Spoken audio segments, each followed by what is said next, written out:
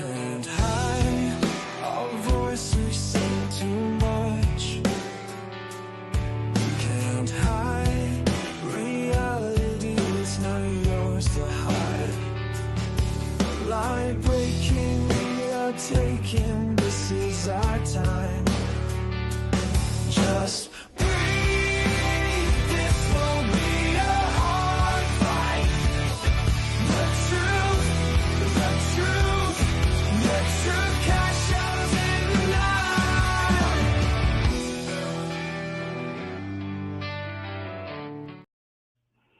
All right, we are live. It is just me tonight, guys. It is Rick with BFFG, Bigfoot Florida guy. Um, Johnny is in the field. He is at the Happy Place in Georgia, and same place that we discussed last week on.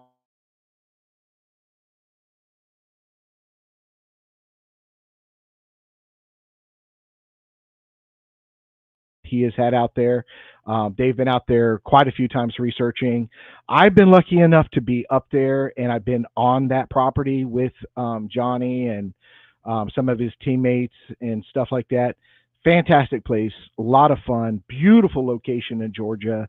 Um, I'm really hoping that they get some great evidence. They've had some luck in the past. They've had Class A sightings, handprints, footprints, vocals. Um, so I really look forward to Johnny coming back. This is the first show I've had to do on my own. So if there's any problems or any glitches, it is all me. Johnny is clear from any issues. so, um, but look forward to seeing him.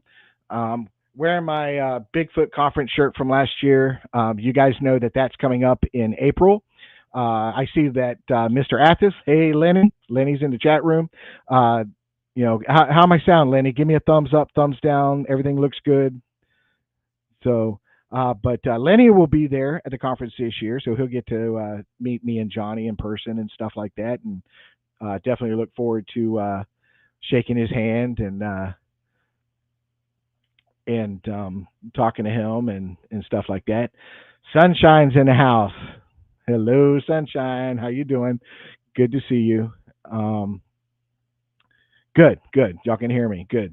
Um, so tonight we're going to have Donald Peak and Celeste, and they're a team, and they spend an extensive amount of time in the woods looking for this very elusive creature. A lot of time in the woods. If you follow any of you know different Facebook pages and different stuff like that, you'll see their information pop up quite a bit. Um, definitely check out Donald Peak and Celeste. They spend a lot of time in the woods camping, and he's also an avid fisherman. Um, just both of them are just outdoors people. They're survivalists. They know what they're doing out there. Celeste is a tracker. So they're going to be on the show tonight. They'll be able to really give us a lot of background on what they do out there, techniques that they use, things that they do in the field, and stuff like that. And they both have also had encounters, so they'll be able to go through those and let us know some of the encounters. Especially, I talked to Don. We've spoken quite a few times on the phone. I really like Don. He's a great guy, and very, very fastly becoming a friend, and I really respect him.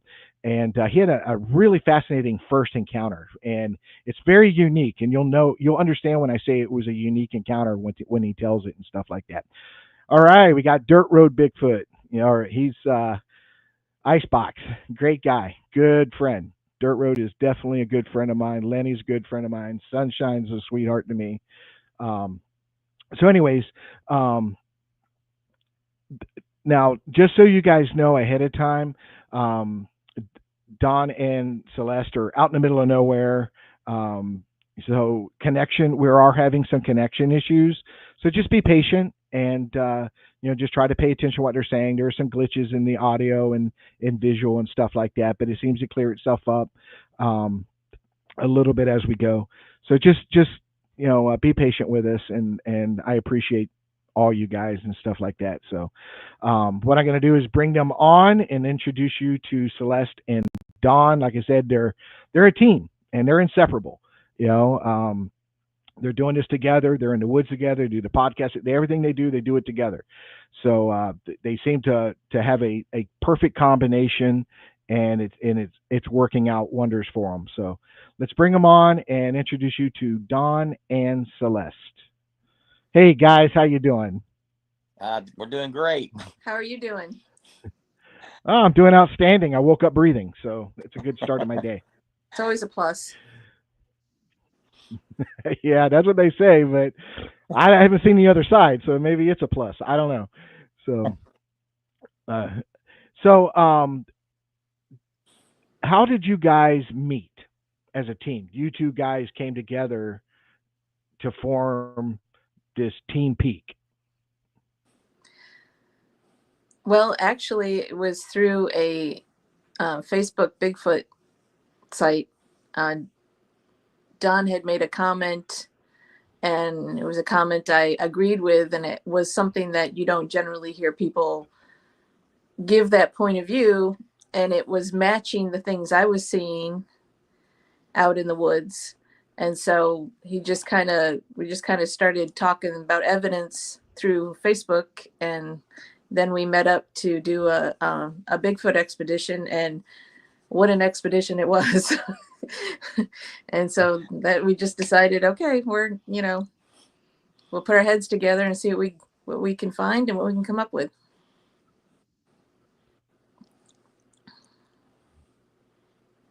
What was your first opinion of Celeste, Don? Well, I tell you, Be nice. she kind of blew me away. She, you know, she actually she knew a whole lot more than I expected her to know, and she was very well, very well schooled in the outdoors, which is always a plus. You know, very much into wilderness survival, very much into tracking. She's an excellent tracker. I can't emphasize that enough. You know, like I always tell people, there's more tracking than tracks. Mm-hmm. You know, and she when we would lose a track line or what have you, she would kind of span out and pick up the track again. You know, and very good navigation, excellent navigational skills, and she knows an awful lot about Bigfoot. I'll pay you later. Do I? Yeah. But yeah, she just she's actually, well, I've done a lot of Bigfoot research with a lot of people, and she's the best Bigfoot researcher I've ever been out with. Oh, thank you. And we have had some experiences, let me tell you. And we see, our whole goal is to be able to get as close to the Bigfoot as we possibly can, and maybe even converse with them sometime down the line.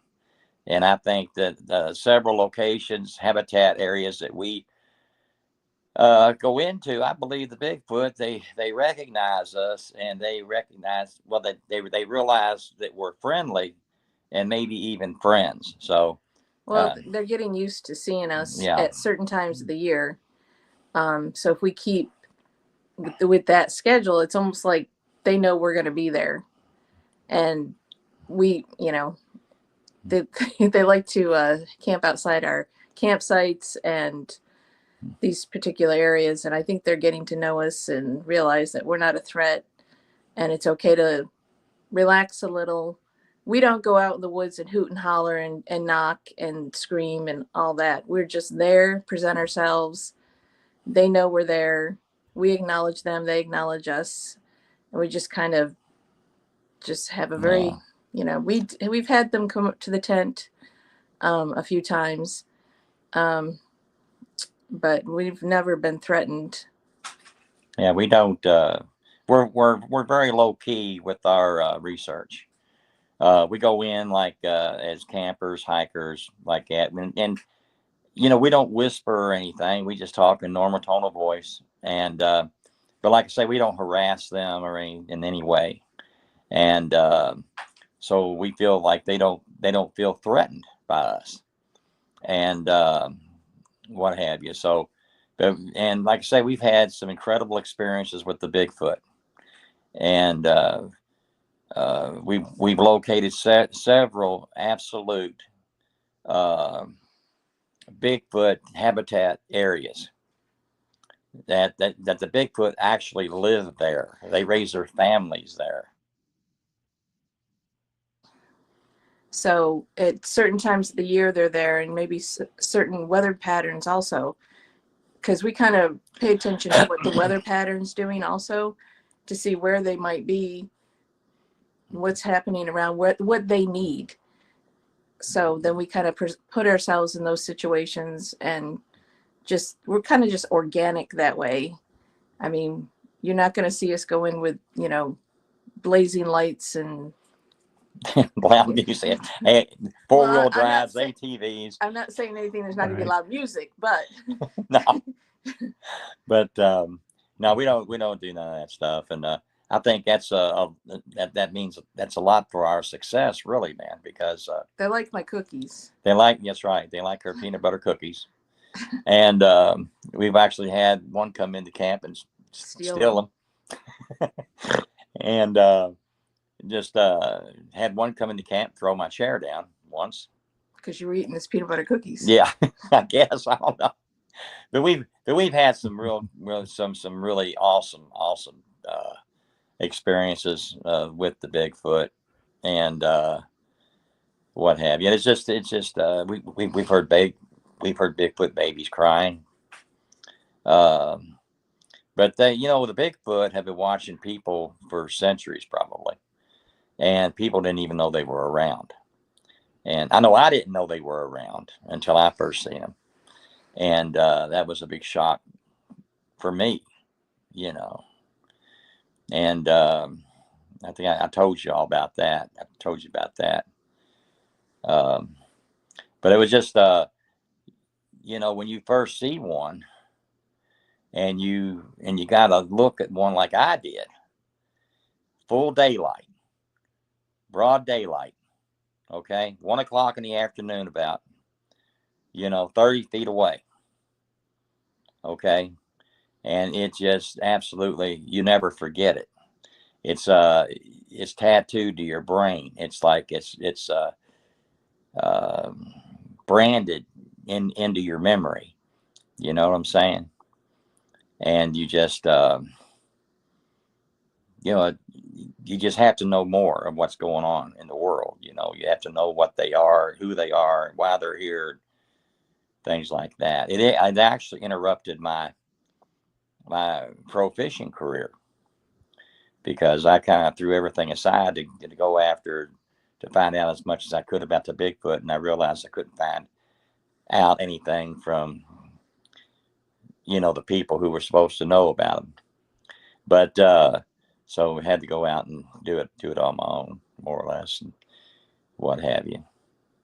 But it's just I'm one of these guys that never ever thought about Bigfoot in any way at all. I've always been out in the woods. I've always been a lot. I'm a pro angler. I'm a professional outdoorsman, and always been out in the woods, and never seen one. And then when I first seen one, it was like it was breathtaking. So I was just something I never will forget. And I realized then, when I first seen the Bigfoot,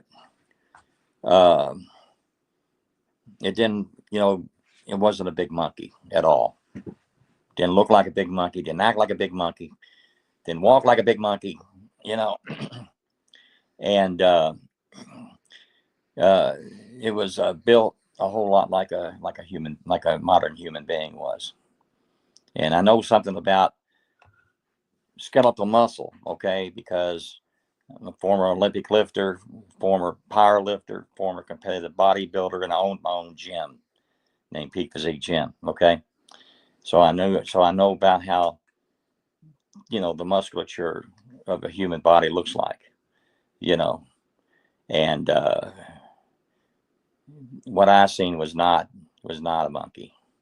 And I've seen several Bigfoot since, but not that close and for not that long, and nothing like a monkey at all, you know.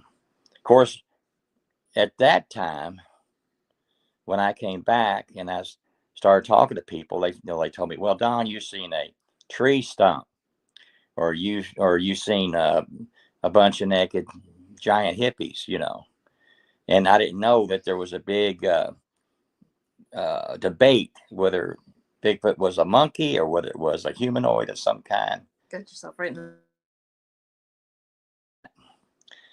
And what have you. So I didn't make very many friends right off in Kentucky, because at that time, and probably still today, there's the big monkey crowd. So I mean, but Well, they don't look like monkeys, at least. no, they don't. And like the one I got a really good look of, the nose wasn't flat.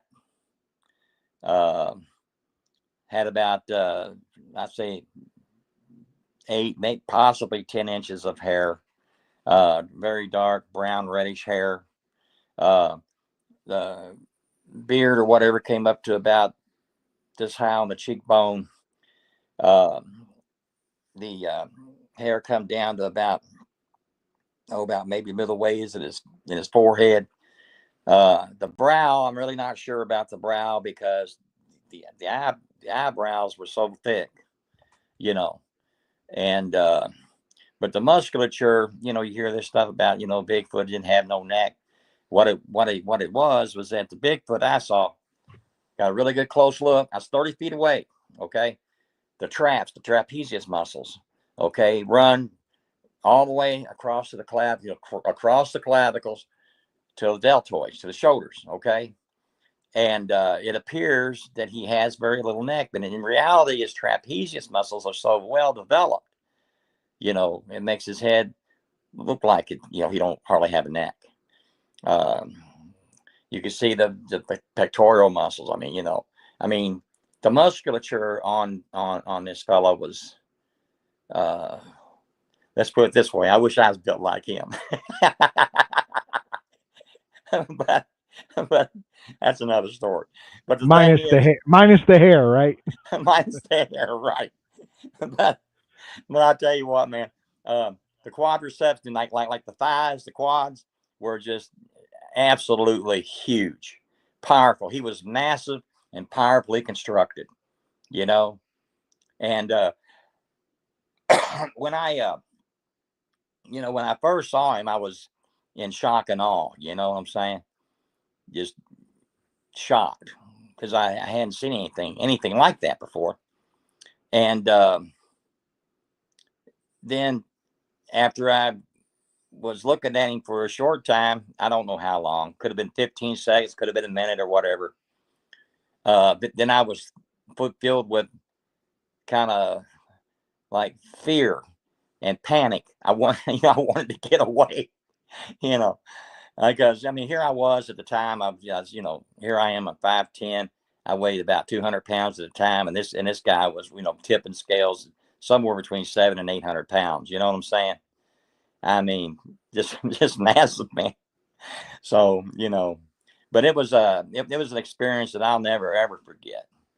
And you know, sometimes you see these videos, supposed to be a Bigfoot, and they're lumbering along, they got their head down like this, and they're kind of like and I'm thinking, that is not a Bigfoot, man. The Bigfoot that I seen was like a superhuman being. Totally erect. Totally erect. Yeah. This guy, and it was a male. He had it all. But the thing is, though, man, is that when I went ahead and kind of tossed him the stringer I had, and it landed maybe 3 or 4 foot in front of him. I didn't throw it at him, and then I tried to run back, and it was just a mess trying to run back. I tore myself up. I got back anyway. I got back to Louisville, and then I run into all the nonsense. But and then I started my own little group up. But what you got to do, I believe, you just gotta, you gotta go your own way. You can't take anybody's word for it. I've got many books on Bigfoot, and I've discovered that about 80% of everything in them is wrong. And so, but anyway. Well, especially Well, when you mentioned the eyes, Oh yeah, that eyes. made it different. Oh my God, yeah. He had huge green eyes. And man, when I said that to people, it was like throwing holy water on a possessed person. It was like, oh my God, there's no way. There is no way that he had green eyes, And I'm like, I was 30 feet from this fella, man. You know what I'm saying? And now later on, there's a few people that's, coming out and saying that the ones they seen had green eyes. But at that time, I think I'm the only one that ever seen.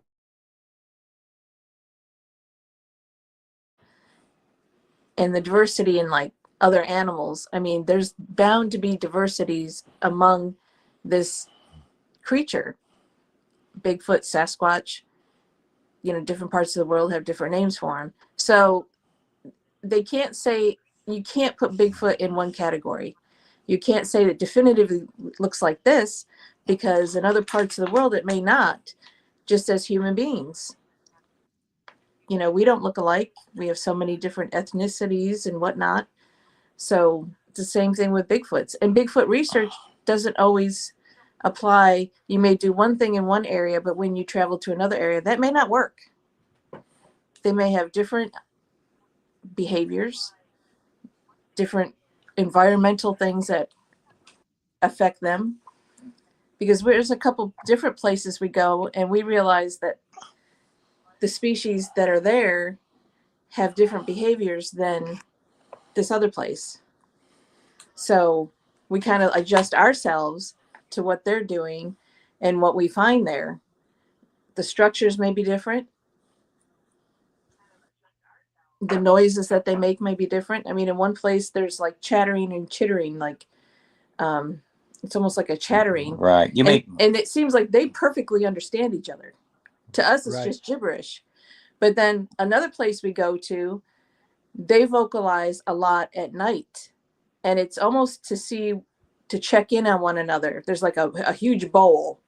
And it's almost one's on one side, one's on the other. But this last time we were there, they were singing. They were singing. And it was... I've heard that in the past, where with other researchers said they heard what sounded like a song. Yeah. You know what I mean? They couldn't make it out. They couldn't No. make it out, but it wasn't speech. It was more of a melody. It was right. Right. I've heard that in the past. Yeah. And it's funny because there's one I called the Old Man, and he has a very distinct, almost kind of like a metal sound to him, like he's talking through something metal. And you don't hear him so much anymore, but you hear these young ones. And it was funny one night because we're sitting up and we're listening, and you hear him go off almost like the check-in, but the other one didn't check in. So you hear him again vocalize like the check-in. The other one didn't check in. So you hear him check in one more time, and then you hear like a tree going wham, wham, wham, wham, wham, really fast. And then the other one checks in. And he's like, somebody was sleeping on the job. Right. So if you pay attention to what they're doing, don't interfere. Don't be hollering and screaming and banging and stuff. You'll understand their personalities a little bit, Like it's almost like the old man is trying to pass the torch to, train the younger ones to protect and Right. look over and watch over. We don't do much research at night either. We don't run around at night and all that sort of business. and do a lot of flashlight work and floodlight work and No, all that crazy, all that stuff. we got caught in an ice storm one time, and they must have felt so bad for us because it was primitive camping, and we were trying to warm up and get in the car and come out. And there's a lot of things we kind of discovered this particular trip, but there was a set of porta potties that were like you had to walk to, and I'm like, well, I'd rather do that in the freezing cold than, and it was ice. But we go, Tigger. So we go, I have to go to the bathroom. So we go to the bathroom, and it was like 20 feet away. We see all these broken pine boughs laid out on the ground. And I'm like, they weren't there the night before, but we didn't hear anything breaking. But then we realized there's no pine trees right there. They must have brought the pine boughs in. And you could see perfectly a butt imprint in the pine boughs. It's like they were watching over us throughout the night. And then they didn't they do it like adjacent the other way? Yeah. It was the other direction, basically surrounding us, watching over us. They didn't interact. They didn't say anything. We were the only ones in the camping area because it was cold. People didn't. Well, it was an ice Yeah. storm. Ice storm. Nobody We were kind of stuck there. nobody likes the camping area, like that. But they had also stuck these sticks in the ground in the ice, and we don't know what the sticks are for. We're not going to speculate what the sticks are for. But every morning we got up, there was more sticks stuck in the ground, straight up, in a row, in different places. So I don't know what that meant, but I know the pine boughs they brought in after they broke them off and were using them to sit on the ice. The melted indentation. And I think Don tried to take a picture of it. And then we got a couple tracks on that one. Yeah, we got a couple of tracks too. Right near the porta potty, which was disconcerting, but but that particular area, they've gifted us before. Yeah. There used to be a stump that we would pass gifts to, but the stump's been long gone, and they would gift us, and they know my dog. I mean, they're that is where we found the most structures because he led us there. We were doing the hiking trail, and he was adamant. He was just adamant, I'm going in this direction. He took us totally off the trail. Well, about 2 miles. Yeah. And led us right there to him. Yeah. I mean, it was incredible. I mean, we took a lot of pictures and actually we even got we did video. We did video, and we did a foot show them what we got. Oh, this was a different time. Yeah, this is But same place, same area though. yeah. We got a juvenile. It was only one print. It was by the pond. There was only one print. That was it. And I was like, he must have had really long legs because it was just the one print. There weren't any other prints. Everything else is pretty dry and hard. Except for what was right by and I think he just got near the pond and it's with one foot and stepped out, and that was it. But that was another RE find. Yeah. And then we've had him come in and tell him about the time we had the lights on the tent. Oh, that was a completely different area. That was a completely different habitat area. Yeah. And now, how many areas do you guys actually have that you say these are my regular locations? Oh. We got quite a few. See. Okay. About six. About six. Six. But maybe seven. It's almost wherever we go, we can find something. Because we'll go to an area, we're not Bigfooting today. We're not researching today. Let's just go here and enjoy this. And then something will scream from the woods. So, and I don't know how to turn it off when I go into the woods. I'm just on and, I just start finding evidence. Yeah, we'll see something. We'll hear something. Uh, Get him. and yeah, and we'll go in. We'll go into an area, and we'll look for things. We'll look for tracks or whatever. And once we find tracks and it's on, we just, you know. But to tell you the truth, though, we are in where we go at is, I mean, we go in wildlife uh, refuge areas. We go in national parks, national forests. We go in the swamps. So I mean, you're gonna hopefully find. Now, sometimes we don't find anything, but but uh, but we go a lot of times. Well, we find some good stuff, don't we?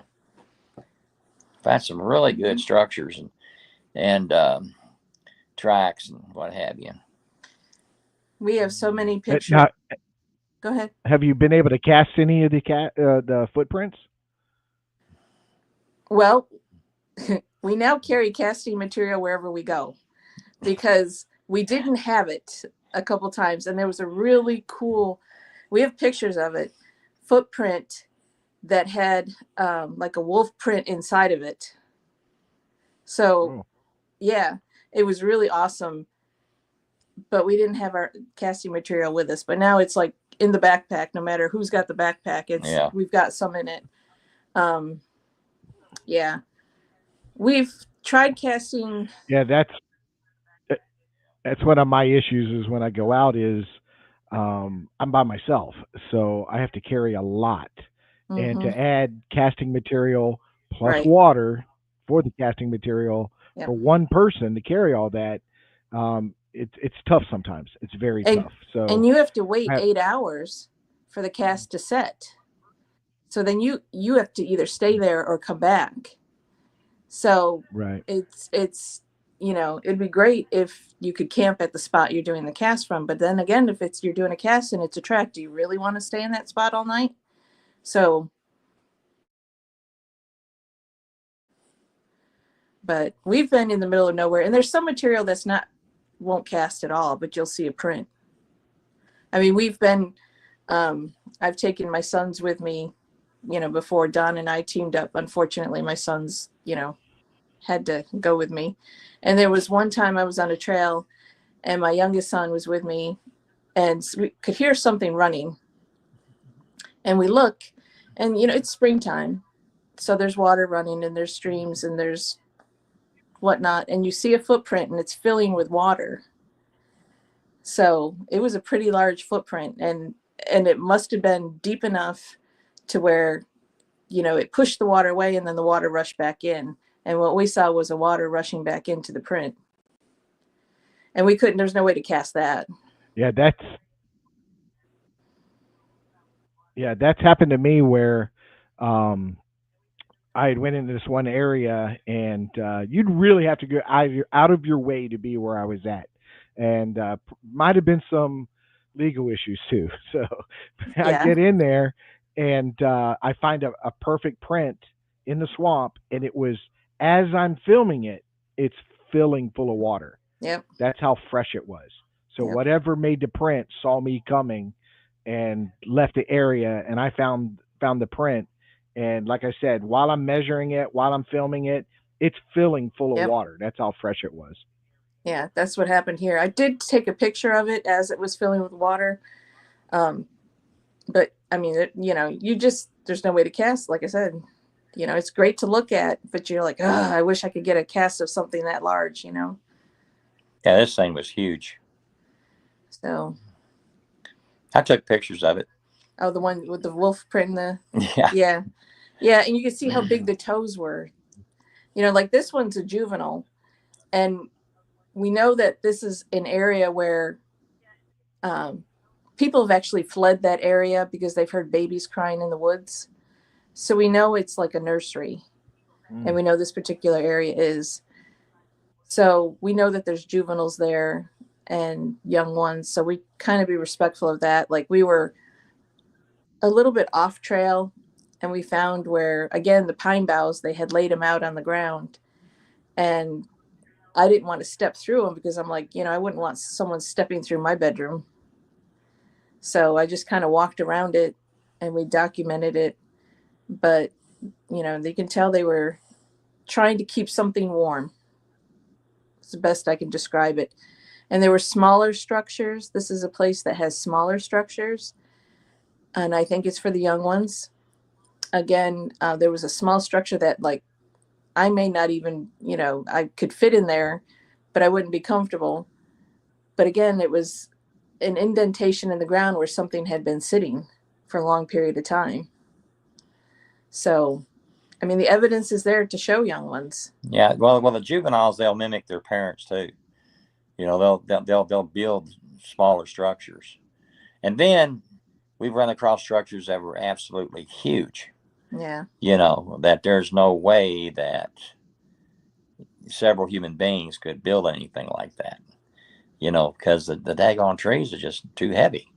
We've seen trees that are upside down.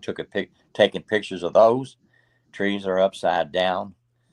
Um, and there's just no way that a human being could do that. You know, and we always, before we claim anything as a Bigfoot structure, we always we always have to have like Bigfoot tracks around. We just don't throw stuff. Say, oh man, look at here. This is a There has to be corroborating evidence. yeah. There has to be other evidence. Um, but that's the way we do things.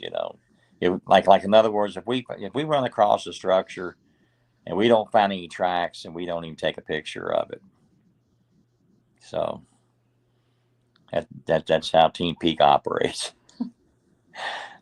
We actually were getting ready Yeah, to go. there's it's like me with arches. I find arches not all the time, but I found them frequently enough that I don't pay them so much of mind unless there's something really, really peculiar about it, how it was made or how it's being held down. Um, but usually I see them, I recognize them, and I move on. Mm-hmm. Right. Art. Of course, you see a lot of arches in the woods, and what Yeah. we pay attention to is the arch being held down, and there's usually a log or beneath of the arch, and I photographed that and posted them. And it's really odd why they do that. I have no idea. Well, I guess maybe to identify them, to help identify them with other Bigfoot sign, you know. Uh, but we found enough of them like that in a Bigfoot habitat areas that we pay special attention to arches like that. We see a lot of Yeah, like I said, astro. I yeah, I look for like I found some that were woven between Yeah. trees. Like if you have a Oh row of yeah. trees and Mm-hmm. if this thing is woven around it and into an arch, that's peculiar. That's Mm-hmm. really weird. You know what I mean? So that's something I'll pay attention to. Or if the top of the tree is shoved into the ground, Mm-hmm. you know what I mean? The tree doesn't grow that way and then grow back into the ground. So if I see that, you know what I mean? Um, Little things like that that really piques my interest. But if it's like I found one this last weekend, it was an older one. You could tell it. At some point it was probably pinned down into the ground. It was still on the ground, but it was you could tell it was an older one. But what I look for is game trails. I found that every arch that I come across, there's a game trail really close to it, very very close. Have you ever found a killing area, kill zone, an ambush site?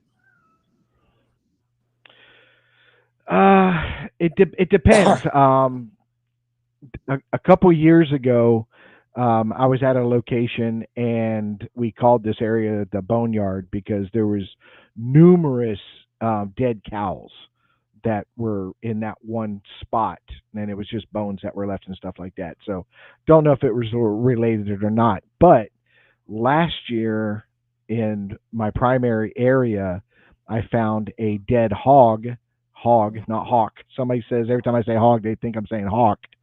But it wasn't a very big pig. It was 20 pound, 25 pounder, you know, and its back legs were broken. You Oh, know, See, I mean, to the that's point where yeah, the knee bones were sticking out. You know yeah. what I That's mean? indicative. That's indicative of a Bigfoot because we stumbled onto a kill zone last year, the year before, yeah, and it was like, I had Don just stop dead in his tracks. I'm like, look around you, and there was all these broken deer legs that were just broken off, yeah. Hmm. and so that corroborates what we thought, They cripple the animal. so that they can't run away. Well, and that was one of the points I brought up is um, before I had my encounter, I was an avid hunter. Spent all the time I could in the woods, in a deer stand. That's what I did. And to find a hog, I'm going to say pig, so people don't Yeah. mistake hawk. Um, to find a pig with its legs broken and it's just sitting there. I mean, it's dead. There's if it was a Florida panther, for example, which is one of our primary predators, or a bear, they would kill it and take it somewhere. Mm-hmm. See what I'm saying? This was there was no blood, no nothing. It was just broken legs. You know what I mean? And it was fairly fresh, where um, the gut was cut open, but there was nothing missing. Absolutely nothing missing. It was as like a clean cut, and everything was intact on the Hmm. inside. Everything. So nothing was devouring it. Nothing was eating it. And when we went back to that location, I don't know, it was the following week maybe, it was gone. And there was no sign of it ever being there. There was no blood, no hair, no bones, no nothing. It was just gone. See what I'm saying? But a pig that small, 20, 25 pounds, a bear or a Florida panther or something like that, They're gonna I drag it would off. assume Yeah. carried it off, carried it into a tree or something like that. Right. This is right on this was right on a trail, just right on a trail out in the middle of nowhere, and um, just you know. But I also found recently a dead deer, and this is just the bones that are left. And I thought I had found where it had died and been eaten, because I found all this hair. But as I continued down this game trail, I found more bones, and then this large area, probably I don't know, 4 foot by 4 foot, just this big round area, nothing but hair, nothing but hair. All the bones are scattered around it, but that spot was nothing but hair. And I was like, okay, this is where it was devoured, right here. It wasn't Right. where I thought originally, where I Right. found a spine. I had actually found about an 8-inch piece of spine and some hair, and I thought, okay, this is something I ate here. I found the spot, and it was in the wide open. See what I'm saying? It Mm-hmm. wasn't hidden. It wasn't dragged into the darkness of the forest where they can enjoy its meal on its own, or um, it wasn't. It was just in the open, and it didn't make sense to me that this deer was right there, where something felt comfortable, knowing it was not going to be exposed to other entities, and devoured it right there. The bones were I found broken bones. You know, just I found a lot of the skeleton when I finally found the spot, but there were some bones broken. I've got it all documented. It's in one of my videos. I just found it odd that if something this is an area where there's no hunting. There's no hunting or fishing or nothing. You're Right. not allowed to do any Right. of that out there at Same all. No, in this see what I'm area. saying? And So one of the carcasses we found looks like something literally took and just ripped the hide off from the neck down. right. It just, I mean, ripped it right off. Yeah, it for me, when I'm looking at this, I've got to, I come in, I tell people, go into it with a skeptic mindset. Try to disprove what you're seeing to get to the final conclusion. So I'm thinking, okay, what predator would have done this? Well, okay, Florida bear, It can hunt a deer. Panther can hunt a deer. Um, different animals, but we don't have those major predators that are taking down deer other than bears and panthers and stuff. So Right.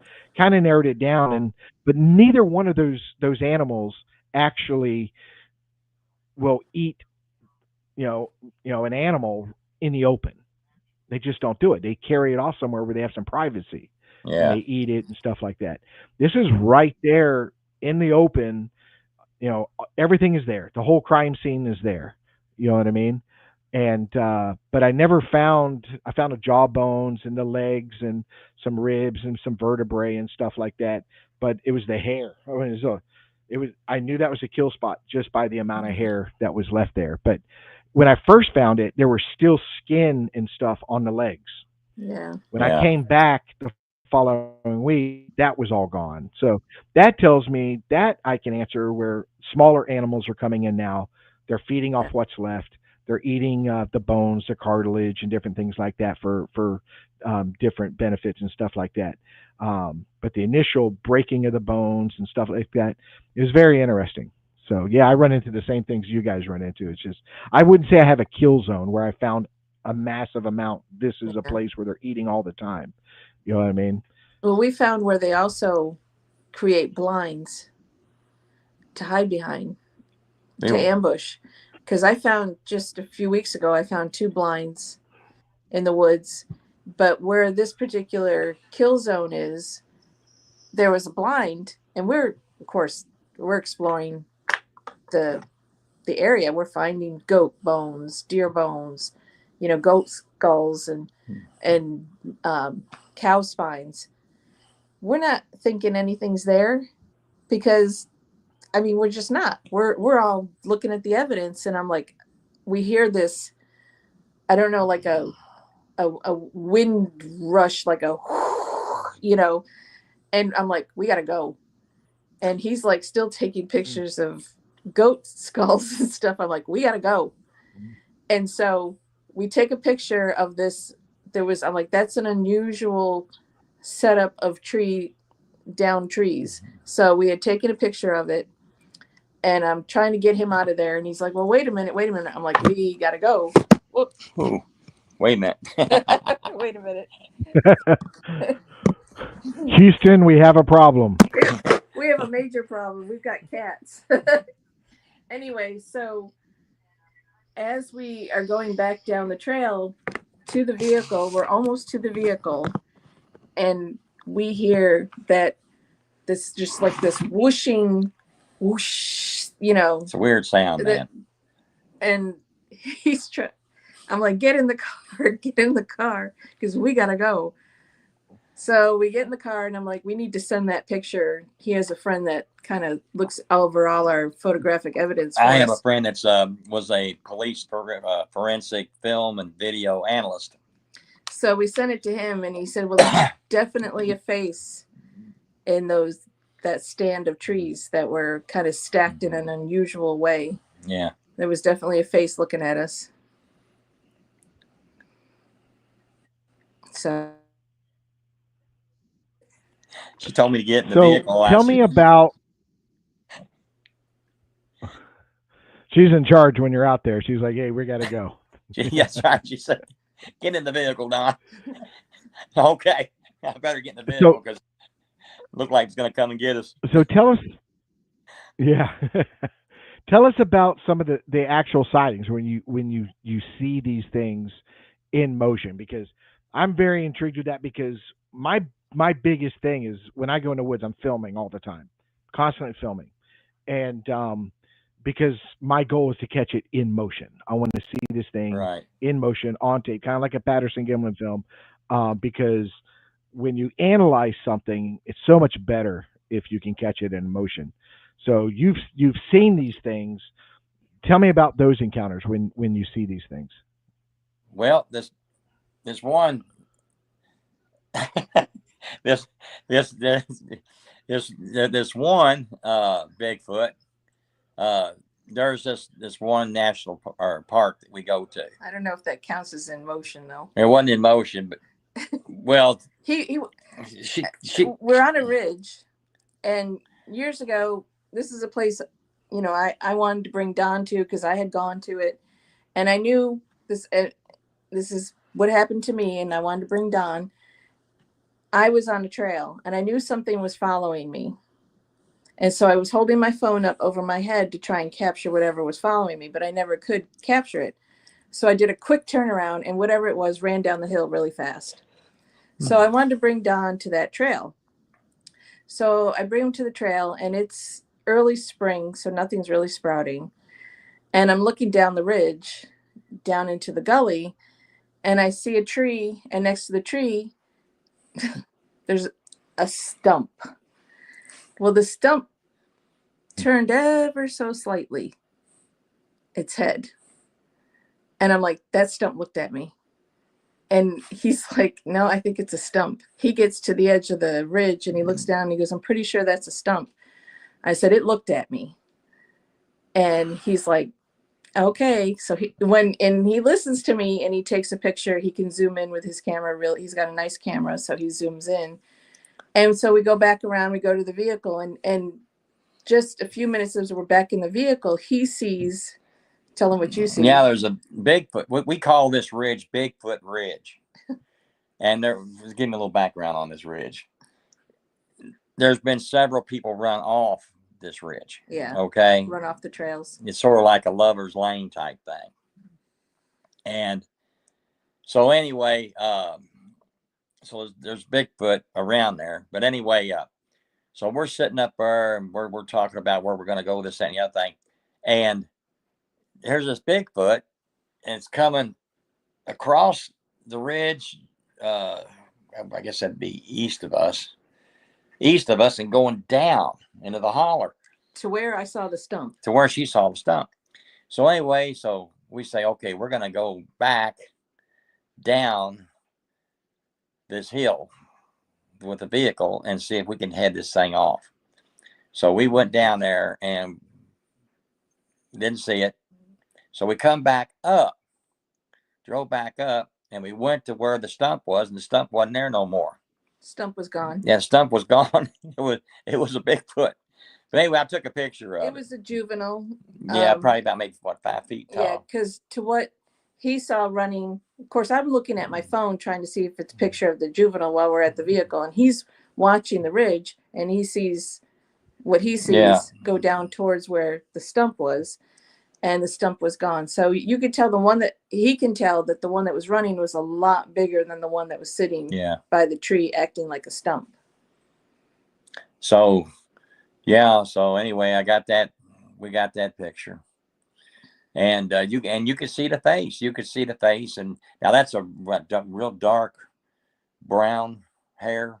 Well, in the photo it shows up a little grayer, but the one you saw was. Oh, that one, yeah. But it was, but some areas.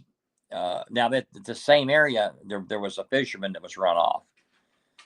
Okay, there was a fisherman run off in that same area by a Bigfoot.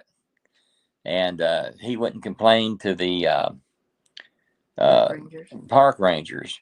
And you know what's so funny about the whole thing? Tell them about the lady. So we try and check in with the park rangers when we go to different spots, just to, say hi. We're going to be in the woods, not tell them what we're doing. We don't tell them what we're doing. We don't tell anybody what we're doing, because this particular area we've been locked out of before because they recognize his beard, and they're like, the big. They actually have closed down roads, so we couldn't go down to there. Keep us out. But before that all happened, before they tried to keep us out, we go into the ranger's office and we just, chit chat, how's it going? And I said, well, we're going to hike, I'm looking at the trails. We're going to try and take a look at this trail. And she goes, let me know if you see anything unusual. And I was like, oh, is there unusual stuff to see? And she didn't elaborate, but she looked at the other ranger like I wasn't supposed to say anything, but I did. And so that's a good sign. Yeah. But we found out that people have been run out of there. And like he was talking about the lover's lane,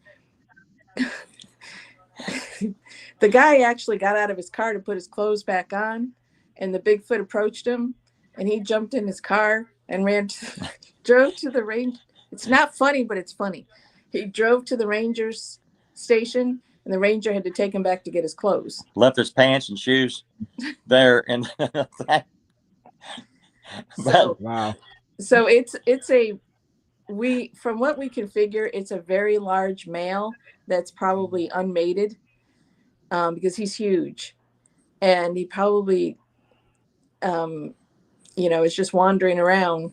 The other one, I think, was a mom and baby, or a juvenile, because he tried to blend in so well with the trees and just not move, but he ever so slightly turned his head, and that's when I saw the movement, and you can see in the picture, it's on our page. You can see that it's a juvenile and it's not an adult, but he was acting like a stump. So we know that they come through there. And we've also found evidence of them a few miles away as the crow flies, and even across the river. So we know that there's a good population in that particular area. yeah. Now they will. Not only did they lock us out, but the forestry department cut the trees down. Oh, we got mad about that. Yeah. And we were upset because they were cutting the trees down way back, and they were telling us that, well, it's to stop the erosion. Who cuts down trees on a steep hillside? Right. That will cause erosion, But what they were doing, they were cutting the trees back because the Bigfoot was getting too close to the people along the road, Taking away their hiding spots. Yeah, and they were cutting the trees way back. And this particular place is a battlefield. Civil War battlefield. Mm. And there's a cannon that they have for show, and the cannon's constantly pointing in the wrong direction. Yeah, it's always being moved. And the thing is and this is a heavy cannon. I mean, you gotta who can move one of them things, man? I Right. couldn't move it. I'm like, my God, every time we go, it's pointing a different direction. it's like, Oh, wow. Yeah. And they try to authenticate it, so I'm like, that's pointing in the wrong direction. We've had some similar stuff down here where we'll have research areas that we'll spend a good amount of time in and start really getting some good evidence, and then one day show up and they burnt the whole thing. Mm-hmm. Yep. Just completely burnt down. Yep. And not burnt in a organized fashion either. Not No. where they're like, oh, we're just burning this X amount of acres. It's literally spots. Yeah. It's very specific locations where we have done research in, and they just burnt those spots. Well, You know what I mean?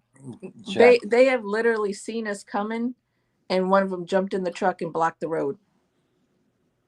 No kidding. So that's what I tell them. I'm like, you can't go in anymore.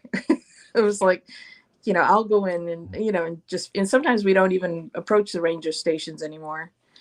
Talking about the one guy we was working with, which was a big mistake. Yeah, the government guy. He worked for the U.S. Forestry Service, and he was telling me, he says, Don, you guys are pretty much on it. I've been looking at your pages and all this sort of business. He says, we're going to try to help the Bigfoot out. Lie.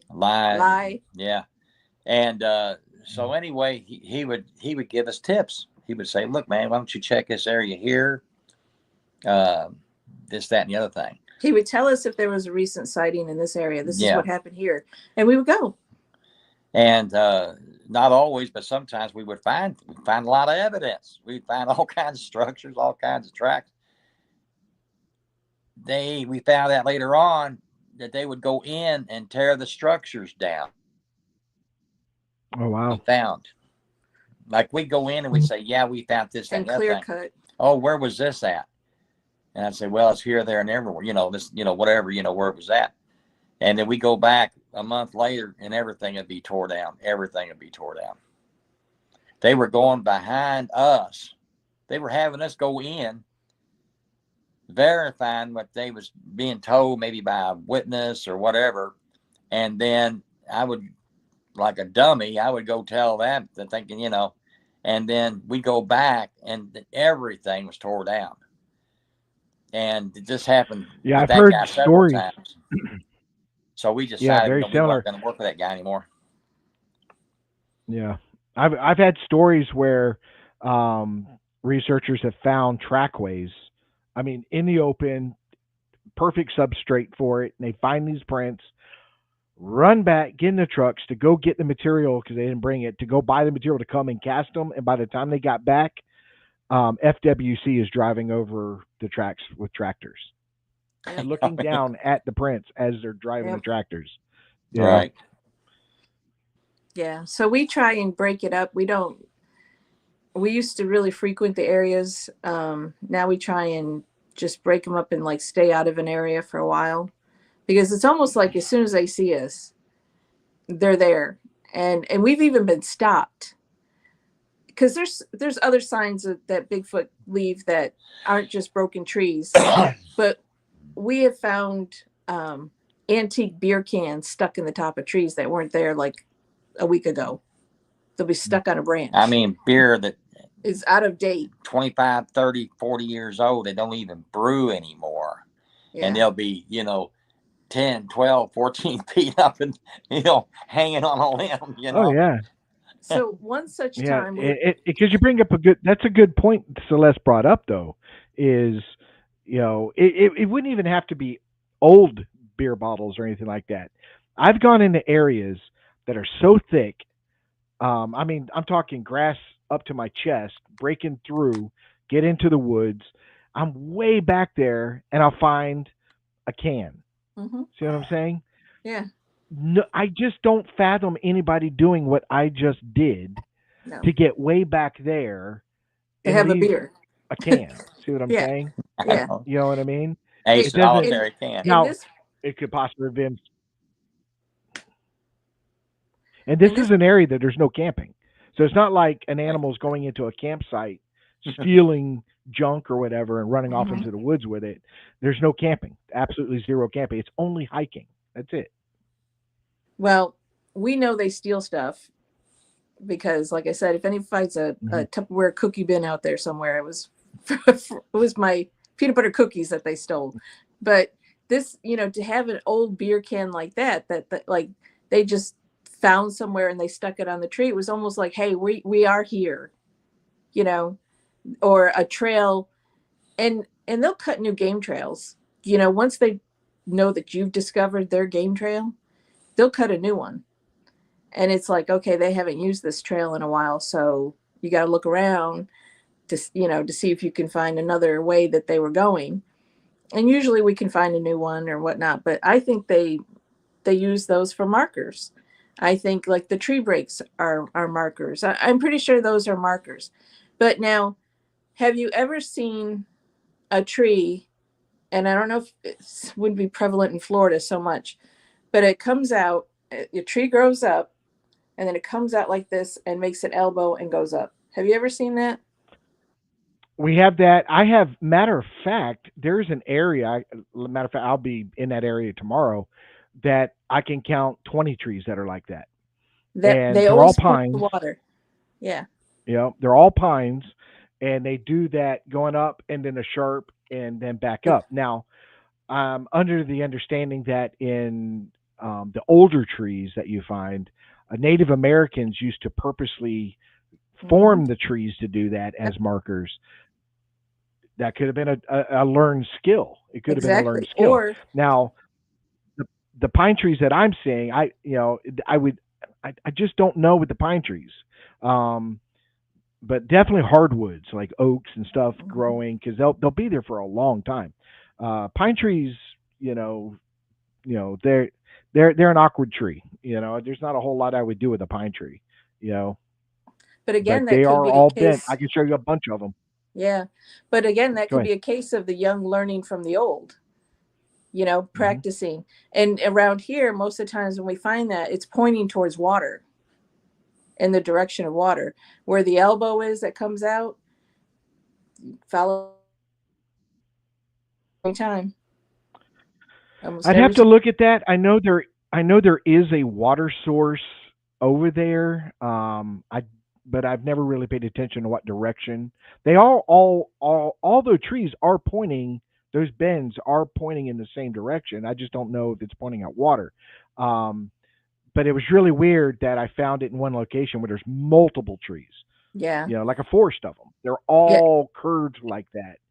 There's a place like that in Middle Tennessee that's like that. And it's all on the edge of water. And it's like, well, but Mm. they're hardwoods, but they're only like that big around, and they're made that way. So I'm like, okay, so this is an ancient Indian doing this. What's doing this? Like you said, it's like, okay, this is definitely a signal of some sort. Yeah. Because I mean, it's not kids doing it. No. No. I mean, I've found some interesting things like that that just makes you, like you said, to this point, it's got to be something that really sticks out. I mean, like, Hmm. whoa, because you see so much. The things that get me excited are the sticks in the ground. I have found that on numerous occasions, especially small sticks. I'm talking the Hmm. size Yeah, of a number two pencil, for Yep. yeah, example, they about the push them size of a in. number two pencil, Yep. and they're always in a hole, like they Yep. were digging. You know what I mean? And then just left a stick in the hole and went about their business. I think they're looking for grubs or something like that, maybe something to eat. Worms. I think it's the juveniles doing it, Hmm. but I think they're sharpening their hunting skills and stuff like Right. that. Because I'm a true believer that um, the Sasquatch is opportunistic. Hmm. I don't think it limits its diet to one particular thing. I think it's like a bear. A bear Right. will tear up a log to get to grubs or to get to ants or to so it'll eat bugs. We have a season here where we have palmetto berries, which are prevalent, and they're high in protein. So that's a food source for a month or so that they can do nothing but eat palmetto berries. Florida swamps, we have alligators, we have, I mean, you name it, it's a menu. You know what I mean? So Well, I lived I in the. don't think they limit it. Go ahead. No, go ahead. I was just saying I Oh, don't think they're just limited to one well, thing. I think they eat pretty much anything available. I lived in the Catskill Mountains in New York for a few years, and there was a blueberry patch. And this whole mountain range is covered in wild blueberry patches. And there was a certain type of people that would come every summer and pick the blueberries. But it wasn't just them picking the blueberries. And this is really when I really got back into Bigfoot. Um, because I was in a house that was kind of built into the mountain, and the roof was maybe 6 inches off the ground. And there was an old wagon trail that went on the back of it. And they would come and they would slap the roof. And I'm just Mm, like, so I'd go out in the morning, look for a tree branch or a rock or something, nothing's there. And I'm like, I know it's them because my blueberries are gone. It looks like someone sat there under the pine, and there's a huge spruce tree, and it looks like something was sitting under that tree eating the blueberries. And when they would take that wagon trail, every once in a while you'd get a slap on the roof, just like a big mm, smack. And it was like, I mean, my eldest was a baby at the time, so it was just me and him and the dog. It's like, you know but so they are opportunists, and they know what's blooming where. Again, I think they're migratory that way, where they come into certain areas certain times of the year. Could be the salmon are running, right. different things like that. So I think they're migratory, and I think what's happening nowadays, like with any other animal, is their space is getting smaller, and their avenues to get to these other food sources are becoming non-existent. People see them in Detroit.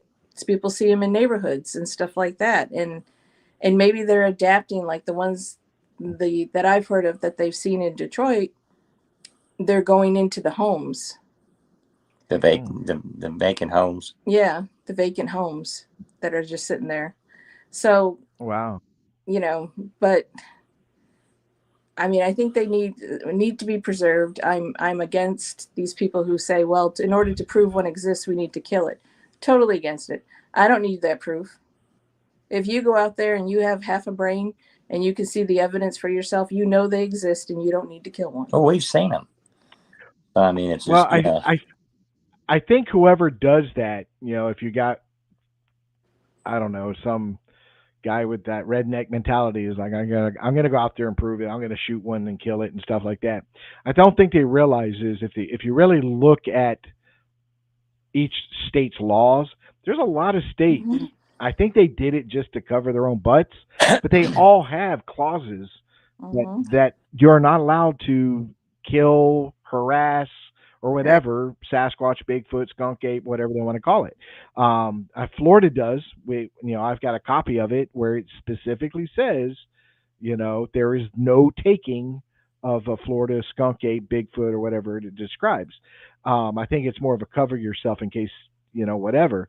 But somebody's I, going to do it, and they're going to find themselves on the wrong end of the law. And then I, once they find themselves on the wrong end of the law, I think the powers that be are going to come in, and everything's going to be erased. You're not going to see this thing. yeah. You're not going to find this thing. You know Well, what I mean? I think that if anybody ever did that, and they probably have, but if they ever really get caught where they can get prosecuted, I think they'd be prosecuted for murder. Because they look so human. I Yeah. mean, they they look human, except they have hair and they're in a lot better shape than most of us are. So we and here, okay, now let's go to the other end of this. We've had experiences with Bigfoot where they actually cared for us. Like I was telling you, about the ice storm. I know they were just trying to make sure we weren't freezing to death. But we also had an incident where we got caught in a tornadic activity and we were in the woods. And again, it's primitive camping. And it's going to be bad when the people who are supposed to be like managing the park, that type of thing, when they came to us, found us, and told us we're leaving, we're getting out of here. And I'm like, well, is there a shelter? They said, well, there's these bathrooms and XYZ They told spot. us where they were at and all that sort of business. So we decide, okay, well, it's going to get bad, so let's figure out where these bathrooms are. And it's about dusk. Okay, so we go to the furthest one, pull down there, and look, 9 foot tall Bigfoot's walking across the parking lot there by the bathroom, and he just looks at us and just kept walking, and we just kind of watched it. I mean, we weren't expecting. That's when it always happens. We weren't expecting to see it because we were trying to find where we're supposed to take shelter in the tornado. And it just walks on by, walks into the woods, but it walks towards our campsite. And I'm like, okay. We just kind of look at each other. Did you see that? Yeah. Did you see that? I'm like, that was a big one. Yeah, And he was big. he was, I mean, 9 foot would be the Yeah, he smallest, I'd was say. very tall, very big. And just walk. And I've had a lot of experience at this place, but so we go back to our campsite, and it does start raining and storming, and here we go. We got to go into the shelter. So we try to go to the one we saw earlier, and we can't get there. I can't see. It's raining. I'm like, you know, I can't find my way. So I'm like, let me go where I saw lights.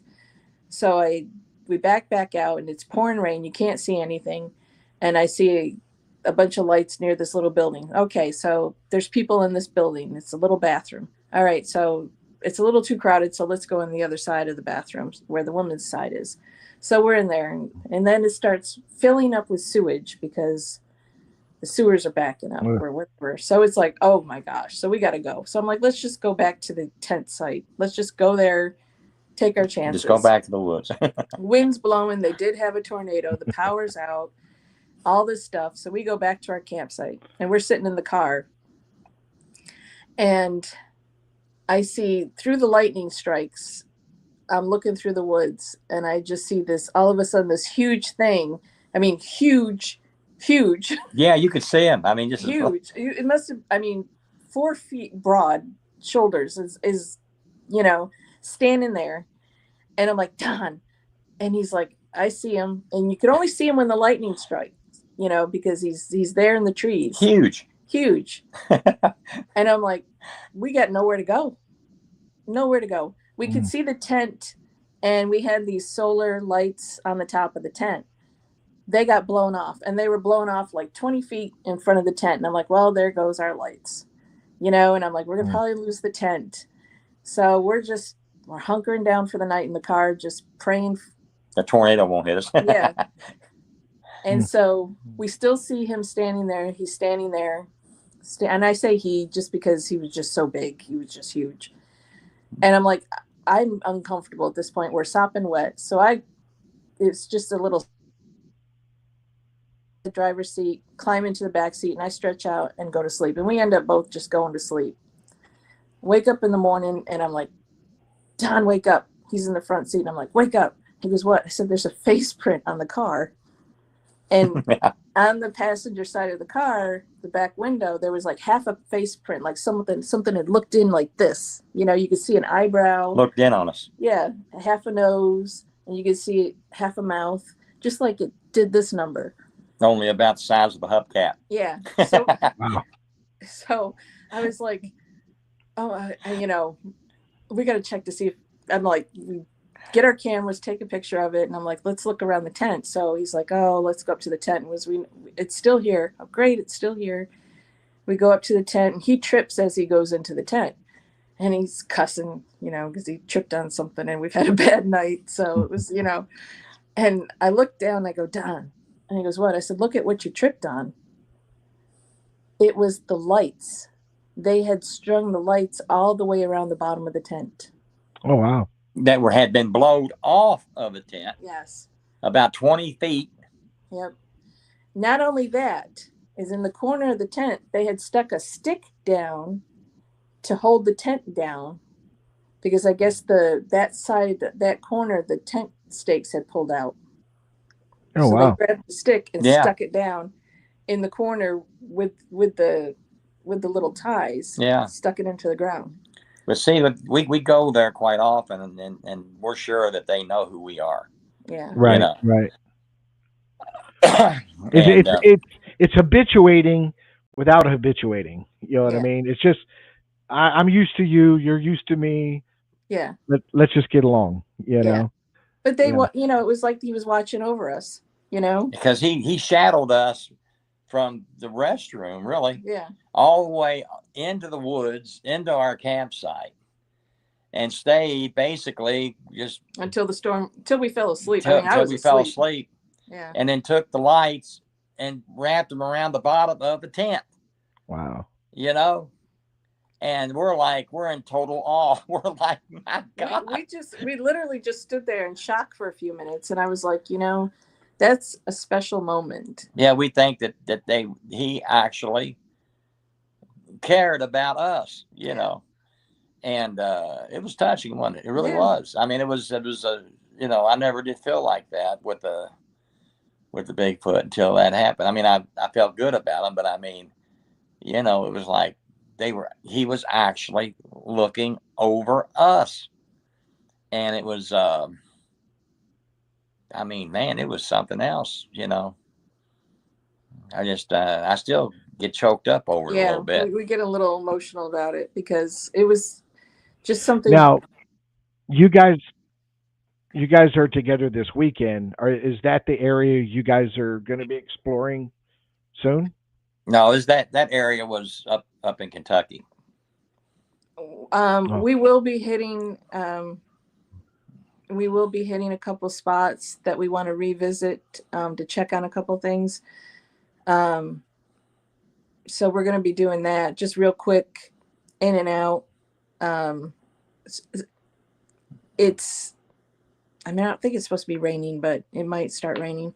We've had a lot of rain, so it's going to be good one way for tracks, but if good tracks have been there, they'll be washed away. So, well, not only that, but some of the high water make it inaccessible in some areas. There's one area we can't go to at all until like the end of summer, dry summer. We can't even get in there because it's so, and that's where we got a really good screen. We got a really good daylight screen one time. Yeah. But we can't get in there until it dries out a little bit. And then it's snake infested. So Well, the Bigfoot would get on islands too, and in rivers, and we've heard them, um, howling and what have you. across the river. Yeah, and I asked the game warden, hey, are you allowed to camp or fish off the islands? And he said no. So I don't know, but Bigfoot could swim too. So I know that for a fact. So Well, in this The thing particular, is, what I found is rain is either helpful or hurtful. right, I'll get out. I like to get out after it rains right, because now you have an opportunity to possibly get a print in substrate that you usually wouldn't get. Um, but then, what if there were prints and it rained and now there's not prints? yeah, So it's one of those things where it's kind of like a flip of the coin when I go out after a storm or something like that. That's right. Right now is a prime season to be out there. Winter's the best time for us because yeah, we got milder temperatures, no rain. We're able to. There's no mosquitoes, which is big. Most of our poisonous snakes are hidden and stuff, so it's a little bit better. Right now, the temperatures are back up in the 80s. Um, it's but we're not getting the range yet, so it's still really good prime to go out there. So if you find a print right now, it's pretty impressive. Um, hmm, but like I said, if it storms, like I said, it's either good or bad. It either covered up what you're looking for, or it may create. They might walk into a certain area, and that's the hard part is that here the substrate changes so quickly. yeah, You go from sugar sand, white sugar sand that wears you out just walking in it. All of a sudden, hard earth with tons of pine needles on it. It just changes yeah, so rapidly. yeah. Wintertime is the best time I feel for investigating anyway, just because you don't have to deal with a lot of the foliage and like you said, the bugs. And I just get chigger bit, and I'm just tired of getting chigger bit. Just well, the areas that we go into too, they have a lot of poison, venomous snakes. You have a lot of timber rattlers. You got copperheads, and of course, a lot of swamp areas we go into has got the water moccasins. and see, now in Tennessee we have gators. Yeah, so I mean, So it's Yeah. we Well, try. I'm in South Florida, so if you see water, there's a gator in it. Yep, yep. But I mean, wintertime is our favorite time to go, and so we try and do that as many times as we can. Um, but we're going to hit a couple places this weekend um, that we've both talked about that we want to check on to structure wise, but also to see if our theory is correct, that type of thing. Are they going to be in this spot? You know, is there evidence of them in this spot during this time of year? Because that'll give us an idea of their migratory pattern. I know there's some Right. diehards that live, but I do Yeah, because I feel, definitely think they moved to where the food's at. yeah. So that'll tell us a lot if we can find evidence. Now, I don't know, a couple weeks ago, I was walking along the river and I found very large freshwater clamshells just in a pile, like something sat on the side of the river and just ate a bunch of, you know, clams, big, huge broke them clamshells. Wow. open. Yeah, there's a big pile sitting there, big, huge ones. So, and that's also where I saw where it looked like a knuckle, a knuckle print, but it was when I took a picture of it, it was just with the lighting and everything, it just didn't show up well. But again, we Yeah. can't take a cast of that spot because it was so wet, in the river Right. coming in and out. I mean, it just would have been just gooey, and I never would have set. So, Yeah, but I run into that a lot where you find something really good and you're like, all I can do is take pictures because if I put casting material down, it'll never dry. It just yep, won't do it. yep. I mean, we like I said, we carry it now wherever we go, just because if it's an opportunity to do it, we're going to try and do it. Yeah. Well, one Well, thing Don's a about big guy. He can carry everything. yeah, I carry like quite a bit. Yeah. Yeah, I try to plan and say, okay, what am I going to do today? What do I need to bring? A lot of times I got away from the backpack for a little while, but I'm going back to it because I like having more stuff on me. But I Mhm. had this thigh pouch, this big That's a, thigh pouch, and on the bottom of it had straps, so I can strap my tripod, a small chair, and then in the pouch I can put binoculars and tape measure and different things. I also carry around a logbook where I write down, if I find something or if I have, especially if it's a vocal or something like that, I write down basic the whole day, what time of day, what was the temperature, what was the winds, um, just any information. What equipment was I using that day? What did I record this with? You know what I Yeah. mean? So I Celeste can always, writes a lot of stuff down. yeah, because if I can formulate a pattern, you know what I mean. Like if I find this footprint in October, next October I'm going to go back to that same area and see if I right, find another footprint. You know what I right. mean? So I try to log down as much as I can.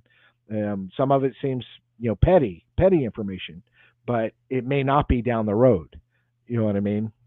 Well, So if I'm we, with if I'm with somebody, I also list them in there too. yeah. This is who was with me as a witness, and this is the equipment they had on them. See what I'm saying? In case Yeah. they're also recording something or something like that. So I try to list as much as I can. Well, we have just now started um, compiling things because we're going to be publishing a book, hopefully within the next year or so. So we're we're in the baby step stages of that. So our minds kind of like, oh, we're looking over photographs and everything. Oh, this was at this place, that was at that place, during this time of year and during that time of year type of thing. We have so many photographs of structures and tracks and track lines and what we got like asterisks and the bold trees. Asterisks is something we come across a lot.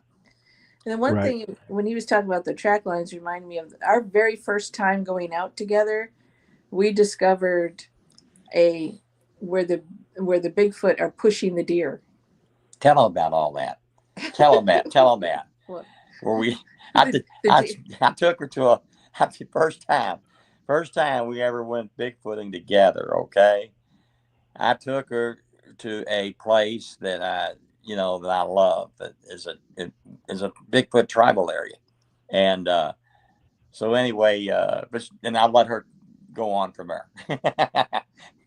Well, it was another time where the ground was frozen.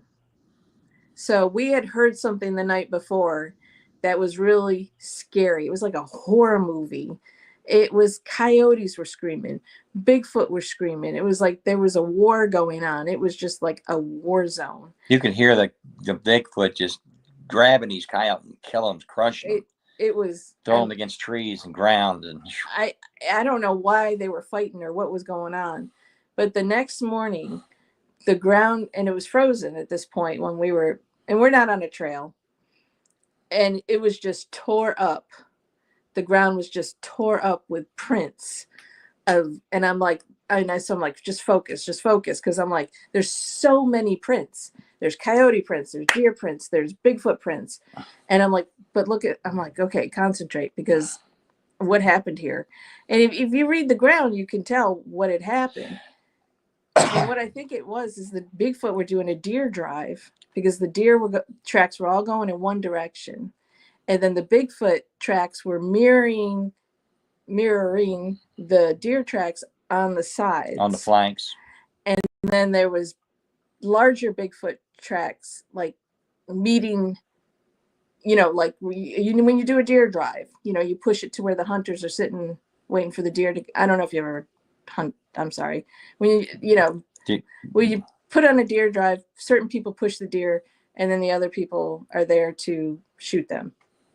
So then we found the bigger tracks where the end of the deer tracks. So we think the coyotes, knowing, hey, let's, they're pushing the deer, let's go take advantage of this, got involved in it. Interfering with your hunt. And it was just, look, melee with all Mayhem. the tracks in this frozen mud, because it had been warm. And then by morning, it was all frozen. And it was just, I'd never seen anything like it. It was just, there were so many tracks. It's like, oh my gosh. But I think that's what happened is it was a deer drive. Coyotes tried to take advantage of it. And the Bigfoot were like, oh, no, no. Well, they try to scavenge what the Yeah. Bigfoot leave behind. Yeah. And then they interfere with their hunt. But the smaller tracks were moving the same direction as the deer Right. tracks, like a deer drive. And then the bigger Bigfoot tracks were catching them at the end. So there was nothing left of the deer. So Man, it was something else that night, wasn't it was it? I'll never forget it. it was a horror movie. And I posted Yeah. I posted on our site, Don and Celeste Team Peak. There's it was a video from YouTube where it's like 12 minutes of these sounds, and that's as similar as I can get to what we heard that night. Because look, my digital recorder was in the car, and there was no way I was getting out of the car to get it. I wasn't. Right. I wasn't. And it was. We stayed put in the we tent. stayed quiet. It was close by too, Yeah, it was. within 100 yards, It was. Yeah, and it was just I never forgot it. Yeah, I would definitely have a recorder out. I'll be recording. Yeah, and especially nowadays with the digital recorders, they record so far. Yeah. They're so good right now. I've got one. I think I forgot. I looked it up how much it was because it was gifted to me, but it's about $100 and something digital recorder, and it amazes me what it picks up. It just blows my mind sometimes. So she picked up some nice house at this one location that we go to. Yeah. This past was it summer? I got that on the iPhone though. So Oh, okay. Didn't use a digital recorder. I was waiting up all night. It was summer, sweating, so hot, and I'm like, this is why I hate summer research. But I got a couple nice howls waiting up for it. I'm like, I think I got it this time. But that was the old man that I was talking about earlier. I was trying to get him talking to the other one, because they would answer him when he would holler out. So I was up most of the night trying to get that. You can't just leave a digital recorder going. And I'm just, maybe if we had more, research help, it would be easier to do that. And I could just turn it over and say, tell me what you found. But I Right. work full time, and I can't be sitting there listening to hours and hours of, so I try and catch it. Like, if that's why I Yeah. tell everybody. I try to.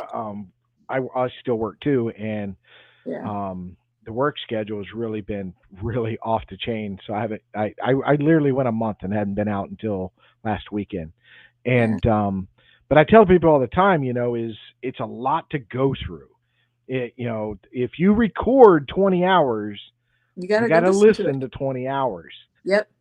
And it's very tight. Audio is the thing I hate the most, but it's the thing I love the most. Yeah. I'm a very audio or not even audio, vocals. If I hear a really good vocal, I get excited. Like, Mhm. wow, okay, I heard that.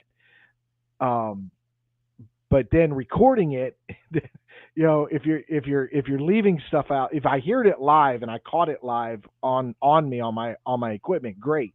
But if it's one of those things where I leave equipment out though to get the audio, that's where I hate it. Yeah. Gosh, it's so time consuming. So time consuming.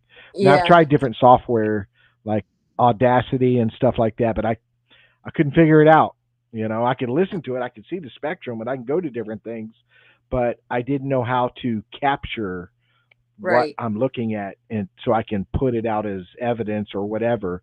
I didn't know how to clip it. I didn't know how to It was just the whole. I'm not technically inclined, so um, what I would, in a dream world, is to have somebody who's Right. really good at audio that you can just bring stuff to and say, "Hey, tell me what you Go tell me through what you this. can do with this."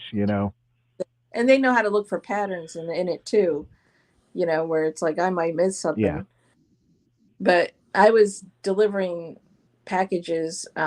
I was doing like pharmaceutical deliveries at one point, and I had to go to this place. It was a rehab place that was out in the middle of the woods. And I mean, it's the middle of the night. I have to deliver this. Nobody's there. I'm get out of the car.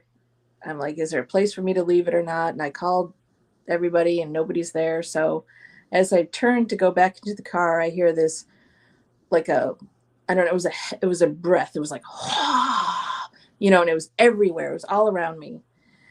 And I was like, my hair stood up on end and I jumped back in the car. I call him middle of the night trying to capture this sound, on my iPhone. And it didn't translate well at all, but it was just like this breath, like, you know, and I was like, where is it? I'm looking all over because I know what it is, but I don't see it. So as I go to pull away, there's kind of like an incline as the driveway turns down to the right and it goes down. There's an incline. I look and there's these eyes staring at me from the trees, just like these big, huge Mm. eyes, bright, catching my headlights. And I'm like, there you are, and I was like, Mm. wait a second, let me get my phone out. And it was just, but I couldn't get a picture of it. But I was on the phone with him the whole time. I'm like, I see it. I see it. But you just never know where it's going to Yeah, I happen. mean, yeah, you guys get an opportunity to sit down and put all this down to paper and create, a book. You got to let me know and Yeah. definitely help you guys get it out there and stuff like that. As long as I get an autographed copy, that's all I'm saying. Oh. You know. Got a lot of photos. Well, it's going to have to be broken up because we have so much photographic evidence. Maybe have several volumes. Well, it'll be a few Right. because I mean, I want to cover everything in one, but then I'm just like, well, I can't do it justice. How if I do the gifting and the prints and stuff, and then structures, I don't know. We're that's where the stages we're in right now is how do we put all this together? Organizing, yes. I think what we're going to do first is do the structure thing, and then the next one will be, like maybe uh, the tracks, the gifting, uh, things like that. So Encounters. yeah, Yeah. yeah, yeah. But because the structures, Ari, I don't know if you've seen Ari on our webpage. Um, he's the one that really kind of finds the structures for me. Oh my God, he's I mean, he's on it, man. he'll drag me there and he'll want and I mean he's a trained German shepherd, so I listen to him, and I never trained him for this. He just kind of fell into it. He likes it. So he's in a lot of the pictures for the structures because he was instrumental in finding it. But we when was it? Just a few months ago when last time we went out as far as tent camping and primitive camping. Ari was with us, and of course, and so he's very protective. But he knows it's like almost like he knows the difference, and he will just you see him get alert. You'll see that German Shepherd alertness, and we stop when he does that. We just stop dead whatever we're doing, and we'll just like he's alerted to something, and so that puts us on alert. And so we start watching our surroundings really closely. And we've had things like run away from us. We've heard them run away and, crash through the woods because, Ari just will get alert and it's almost like they know. But we were in the tent and he just got up and did that German Shepherd alert thing. And I was like, uh-oh. Don was in his cot and I was in mine and Ari was kind of like between us. And I was like, Don, Ari's something's out there. and all he does is one big woof, and whatever it is just went running away as fast as it could. Now we're out primitive camping. There's not anybody else out there at this point. There's nobody. We're the only ones there. So whatever it is went running. Well, I guess it decided to come back and challenge Ari a little bit. Well, they're crashing. It wasn't really running. It was like you could hear It was, it, it was limbs crashing. breaking, and I mean, it was heavy. It wasn't no deer. But it came back, and it's almost like they mimic other things too, because it mimicked that. What is that the deer do? Can you do it? The Yeah, snort. They Yeah. snort. They blow like a deer. Yeah, you do a good imitation of it. But Ari, it came back and started doing that, and Ari was just like, "Oh no, you're not." And he was just woo woo woo woo woo woo woo. So, I mean, we have a good protector when we're out there, and he alerts us. But a lot of the structures are things that he's found. I mean, we wouldn't have come across them. Oh, he knows They're so well what they camouflaged. smell like, and he can hear them and see them before we can, And it's just that, man, he's been a godsend, really, ain't he? Yeah. I mean, to our research anyway. He's just very well trained and very protective too. I mean, if he stops, We stopped. we stop, because we know that, something's up big time, because he don't. Yeah, there's a lot of researchers that say their dogs are one of their best tools. Mhm. Yeah. Yep. But we didn't have. I had an encounter one time with my dog, and if it wasn't for him, I would have never had the encounter. He definitely alerted me. Yeah. We wish we had him the one time though, because Don had just had. Go ahead. Go ahead. Go ahead, Richard. No, I wouldn't say anything. I was okay. just looking down at something. Oh, okay. Yeah, it is just we're looking forward to working on the book and getting that book out. I think a lot of people they're going to see posts that we've never posted before, and some of them are pretty incredible. Very incredible photographs of structures, and the track lines, just different things, and it's just the asterisks are really incredible. Tell them about the cookies.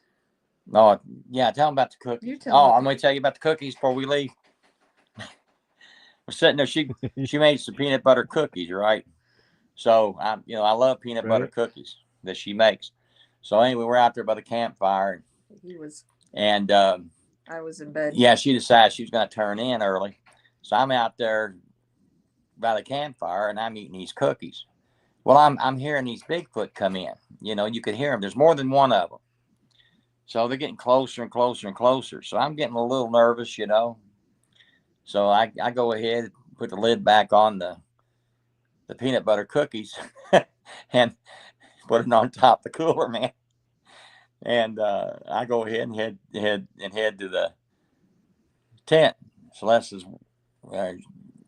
what's wrong? I said, well, I'm getting growled at from the woods. Yeah, the Bigfoot are just right inside the tree line there, and I said, I'm just getting a little nervous, So I no sooner did that, and a Bigfoot come running out of the woods. Look like a football player. He's got the cookies under his arm here, and he's running like this, like he's his hands out to push anything out of the way. Knocks over the cooler, knocks over the chair. See this huge silhouette, about 7-8 foot tall. Yeah, I mean, and that's all I see, like that. It was like something like this running. And I'm like, he crashed, and Don goes, what's missing? Anything missing? I was like, no, nothing's missing. I go, where were the cookies? He was on top of the cooler. I'm like, well, the cookies are gone. And we never did find the. There's a cookie tin out there somewhere. Yeah, we never did find the daggone thing. But wow. Yeah, we actually seen that. It was like. I mean, it was so fast. They ran so fast. And that's what gets us, you see these people and they'll be out there at night, We don't do that. And it's like, how in the world can you see anything at night anyway? I mean, but but the Bigfoot will come. They are curious, and they will come into you. You know, but but um, but I think they get scared. I think they get with all that nonsense. You know, I really do. I think that they just get the Well, I harassed and agree. scared. I agree. I don't do a whole lot outside of camp at night, um, for many reasons. I mean, one is because you can seriously get hurt, plain and simple. Yeah, You can get yourself in a bad situation very quickly. Um, but I'm on the same where I agree where they're curious, so they're going to come check us out. If they're interested in us, they'll come check us out.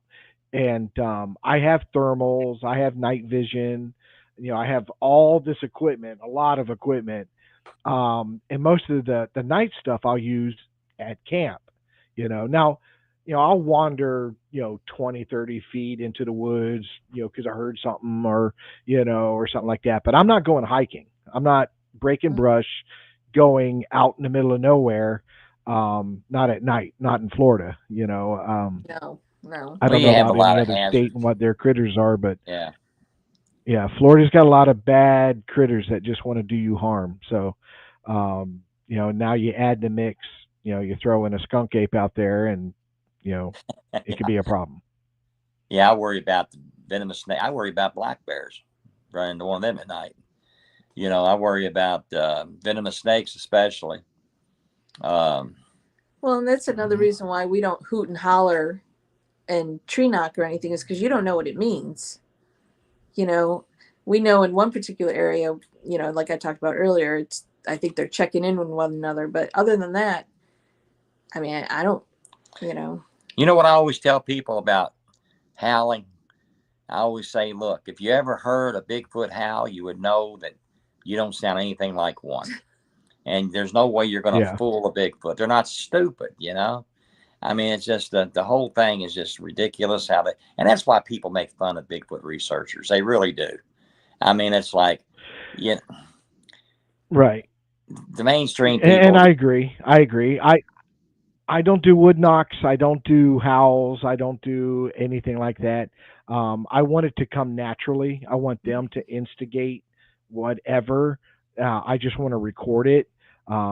It's the same with habituation. People ask, "Whoa, hey Rick, do you habituate?" I don't want to get to know them. I don't want to know them that close. I really yeah, don't. I don't want to yeah, be buddies with them. You know what I we mean? do I just though. want 10 seconds. Yeah, I want 10 seconds. I don't mind seeing one. See what I'm saying? It's yeah, just Right. I don't want to become his friend.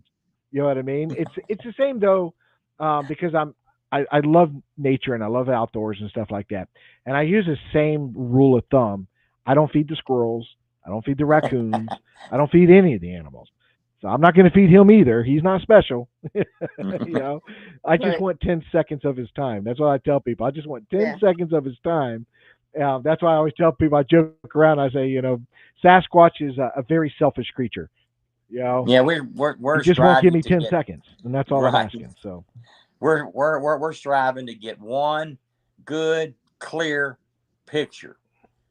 You know, well, we've come close, yeah. but In broad daylight, I had one at literally in my backyard, and it hunkered down to the tree, but you can see its arm, and I mean, it's pretty far away, but I looked and I'm like, well, for some reason that got darker than it usually is. So I took a picture and sent it to him, and then he blew it up, and you could see the the left arm and the left side of it. the shoulder, Yeah, the hand. yeah. And so I'm like, well, they just come right up to my back door. I don't need to. She lives in a good spot too. She lives in a good area. Yeah.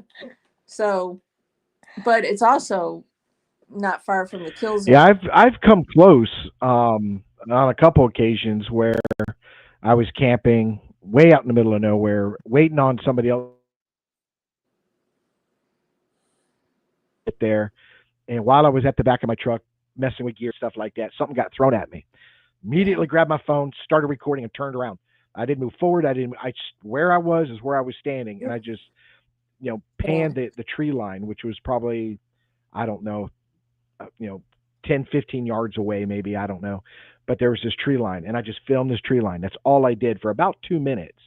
Um, and it wasn't until later, and and the other guy pulled up, shortly while I was filming, actually, and I told him, dude, something just got thrown at me. Back to to review the footage. I the only thing I ever did was zoom in. That was it. I zoomed in, but I never moved. I never, and as I'm panning across, it to me it looks like a partial leg, maybe a part of an arm and something above, maybe shoulder, something like that. As I pan by, when I pan back across the other side, it's not there. It's not there. So I post this 2 minute video or whatever on my channel, and I don't say a word. I don't say anything. And sure enough, I get messages. Somebody said, "Dude, there was something standing there, and when you came back by, it was gone." And I was like, "Bingo! Somebody saw the same thing I saw." Yeah. Right. You know what I mean? But the problem is when I'm filming, that's what people don't understand is when I'm out there and I'm filming, I'm not looking at the camera. See Right. what I'm saying? I'm looking above the camera, looking at the woods with my regular eyes, which Right. aren't that great. Um, so when I go home, I have to review that footage as well. So some people be like, "Oh, you missed this. Why didn't you mention this?" I didn't mention it because I didn't see it. Right. See what I'm saying? A lot of times the camera's facing this way and I'm facing this, looking in the direction of the camera. So I will miss things, and that's one of the things on my channel is I tell people all the time, um, to if you see something, let me know. Right. I welcome to go through my footage frame by frame, slowly, or whatever they want to do, and let me know if you see something. See what I'm saying? Now, don't start sending me a bunch of blob squatch. Okay, we know what that is. Right. We've identified that creature, so I don't want that. But Right. if there's something that's different, something that's particular, definitely let me know because the more eyes on my film, the better. So I always encourage people, if you see something, let me know. I do that too. I post things and I'll be like, "What do you think of this? What do you think of that?" And I know it's not Bigfoot; it's a different cryptid. But I took a video and somebody said, "Hey, do you realize there's this in that video?" And I'm like, "What?" And I go back and look, and I'm like, "Sure enough, you know, that particular cryptid is in that And then video." she showed me. And I showed Don, and I'm just like, "Have you ever seen this before?" And Yeah. he's like, "Nope." So I was Well, pretty proud of that. I think you guys are unique in the sense that you're a good team, especially male and female. Celeste. I mean, being a woman doing what we're doing is rare, and so to see you out there and you're giving it everything you got and Yeah. showing that, hey, we can do this too. That's really impressive. It's really impressive, She's pretty and tough out you there. two guys work well together. Yeah, she seems to, and you guys work well together and you got this good relationship, and and that's important, you know what I mean? So with that, that's what we all look forward to having. I'd love to have somebody that I'm in the woods with all the time because it does alleviate a lot of problems, you know what I Yeah. mean, of having to handle everything yourself. So I think that's really good. But you get, by having that support person with you at all times, you can pull away from this quote Bigfoot community. Okay, there is no Bigfoot community. I get kind of irritated every time I hear Yeah. people say that. Yeah. There's all these people out there that use that term or whatever. The biggest problem with Bigfoot researchers is pride. That's their biggest problem. Yes. One, A they lot of think infighting. their evidence is better than everybody else's evidence, and if it ain't, so they're going to put down your evidence because Right. my evidence is Which better. is silly See what I'm because you can't saying? move And they'll critique you, but they don't critique themselves. right. And you can't move forward when that's being done. So we ignore that. We ignore. We've We been ignore called it. everything. We've been. And you can't like somebody said to me, like the print. Well, did Jeff Meldrum see that print? I'm like, why do I have to show it to Jeff Meldrum? I don't need him to qualify Qualify. my evidence. You know, and we go somewhere. Look, we're open. You know, and we have found other things that aren't Bigfoot. So we, and sometimes we come back scratching our heads, okay, because the evidence didn't fit Bigfoot, but because we were open enough to recognize the possibility of what that evidence could be, you know, it's opened our minds. And we're not your typical Bigfoot researchers, because we're researchers. And if we go out there and find evidence of something else, we're going to document it, and we're going to have a theory about it, a hypothesis or something, and we'll ask our people, what do you think? You know, we have great followers that, you know, have great input, and you know, they love to look over stuff, and I love that, because hey, like you said, if I'm missing something, tell me. But this particular time, I mean, great eyes on this person, because I just glossed right over it. And you know, I did too. I mean, I Mhm. did, you know. yeah, and it, you know, and we end up being each other's safety net too, because you know, not too long ago, we decided to post the video of, you know, me trying to stick my big old nose up this tree to see what's up there, looking for that other particular cryptid. And I ended up falling back down the hill, and Don had to catch me, you know. So it's like, Hmm. you know, we're kind of each other's safety net in that respect when we're out there, you know, because he's, you know, he's not going to let something happen. And, you know, I'm not going to let something happen. And we see a dangerous situation, we're going to be like, okay, it's time to stop. You know, like that time, you know, we heard that sound and he was still taking pictures. I'm like, we got to go, you know. And there are times he's done that, like, we got to go, let's get out of here, because we're not Well, equipped. that blind actually had a Bigfoot in it, Yeah. and When we sent the pictures to the gentleman that looks them over for us, he saw it. yeah, he's a real good friend of mine. Been a member of the police department for 27 years. Awesome guy. Guy used to work for me, and like I say, he's a forensic, you know, film video guy. You know, he freed people from prison. He put people in prison, but what he found on his in testimony. You know what I'm saying? Hmm. And whenever we get a questionable picture, then I send it. You know, give it to him. You know, and he can tell me, well, no, it's not what you think it is, Don. Or hey, you know, he'll say, damn, where the hell did you get that picture? Where the hell did you take that picture at? He's told me that quite a bit too, you know. And so it's really handy to have him uh, go over my, you know, our pictures that we've taken, you know. So I don't know. It always helps to have other people's you know, Yeah. who are skilled in But things. you know, in researching with Don, there, you know, I can't imagine doing this with anyone else, because we read each other so well. You know, it's like, I mean, we're standing there, we don't really need to say anything to each other, and we'll be like, we'll point at it and be like, yeah, I saw that. Yeah, what do you think? You know, and I mean, we just kind of, it's almost, I don't know. Like peanut butter and jelly.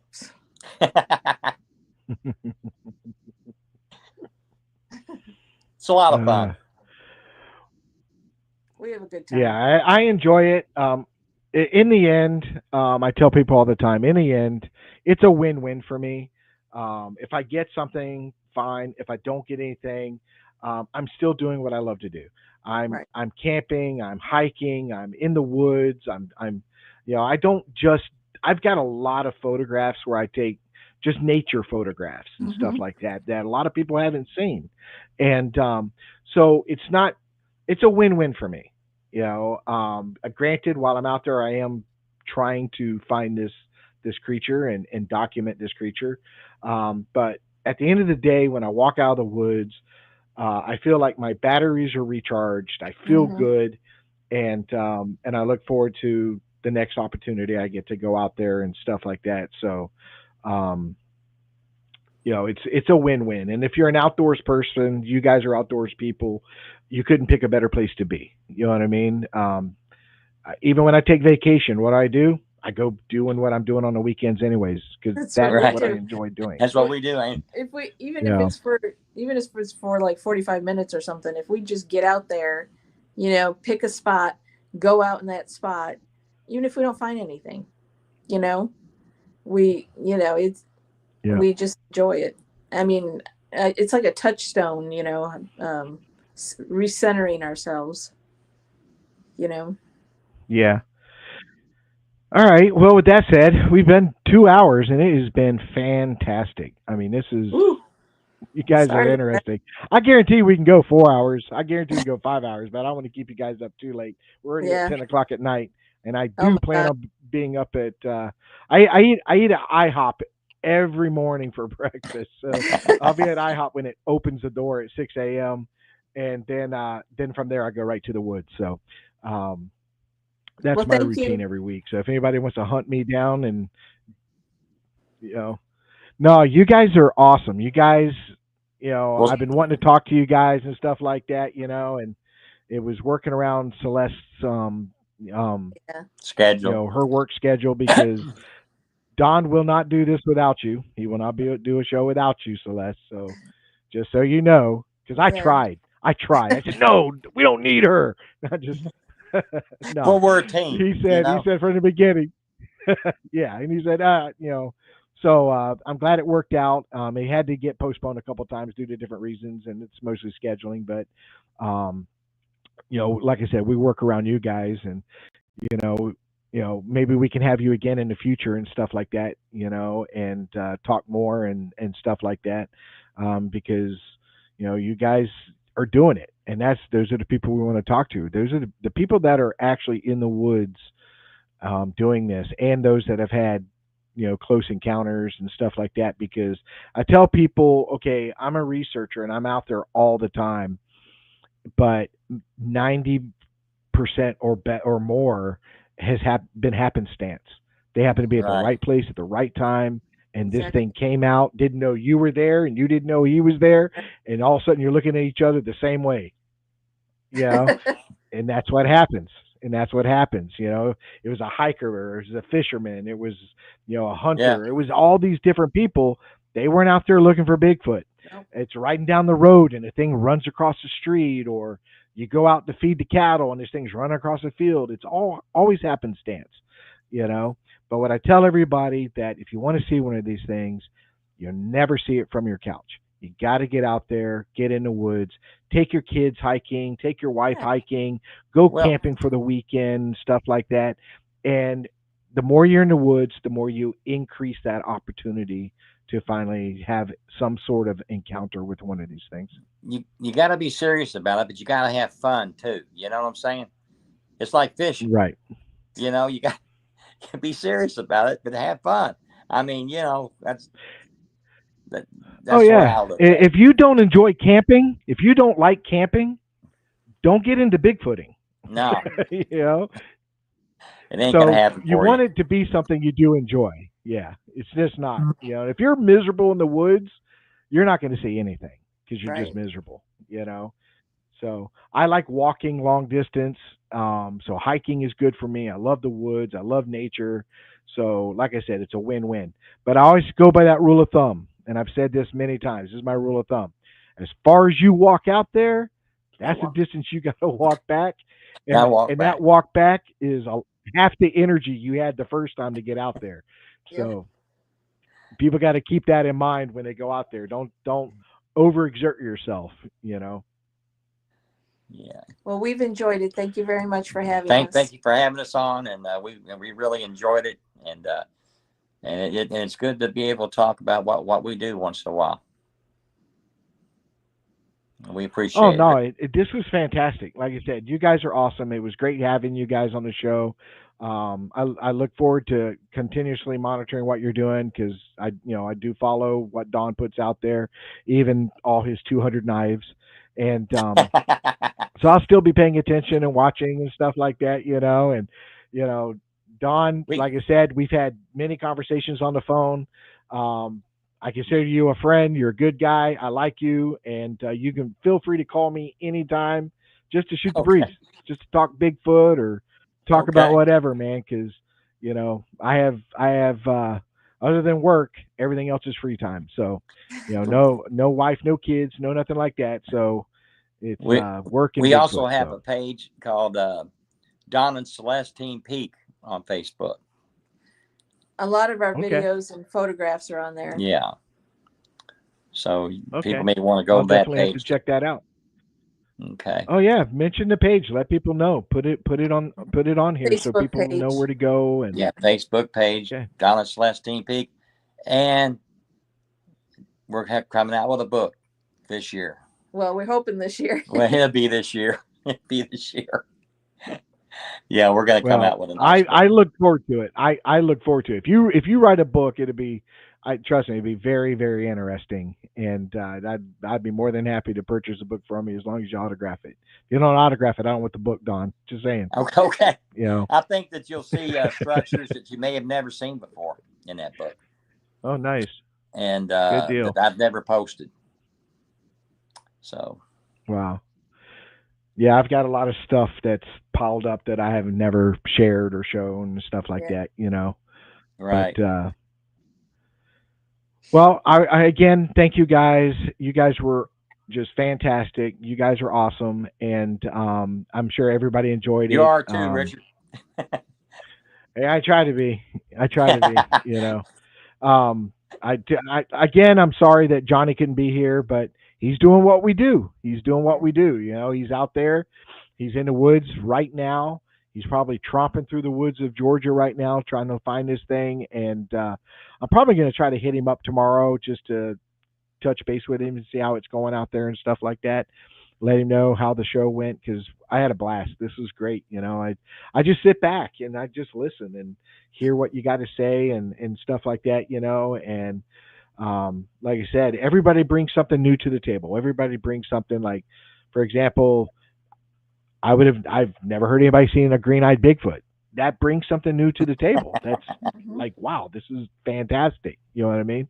Right. So I appreciate you guys, and keep And me not a informed. Let me know what you guys are doing, and We will. and not a conehead either. I've never seen a conehead Bigfoot.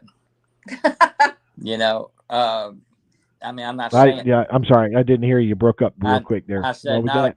and I haven't seen a conehead Bigfoot either. I'm not saying God didn't make one, but I haven't seen one of those either yet. With the cone head. Like the never mind. But The anyway, conical head. yeah.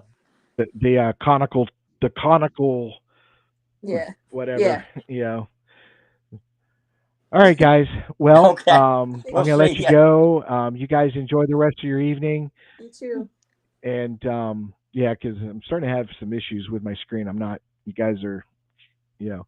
Yeah. Um, Alrighty. well, Dirt Road says that it was a good show. Guy. I need to hook you guys up with him and have you on his show as well. It's called Dirt Road Bigfoot. Okay. His name is Okay. Icebox. Great guy. Just you'd love him. You'd really like Icebox. He's a good guy. We have some great people in the chat room tonight and stuff like that. So So also, also, if you ever Don, Yeah. listen to me.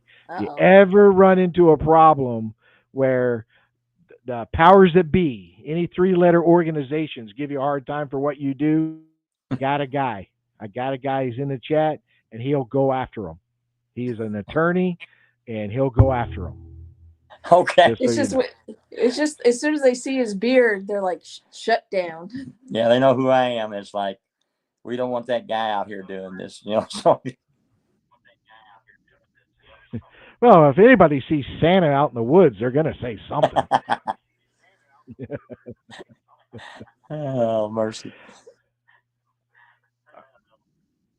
All right, guys. So Okay. you guys take care. I had a Good blast night. tonight. You guys are a lot Good of night. fun, and we'll have to have you back on. Anytime. Anytime. Well, Well, when she can make it. What's that?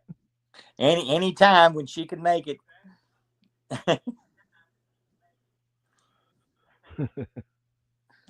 Well, we'll stay in touch. You're gonna definitely somebody I'm gonna hit up every once in a while and talk to and see how you're doing and stuff like that, and yeah, we'll sorry about my thing shaking. It's on a pedestal here.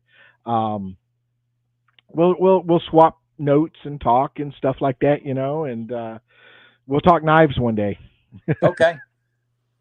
Knives and guns. All And right, guys. fishing.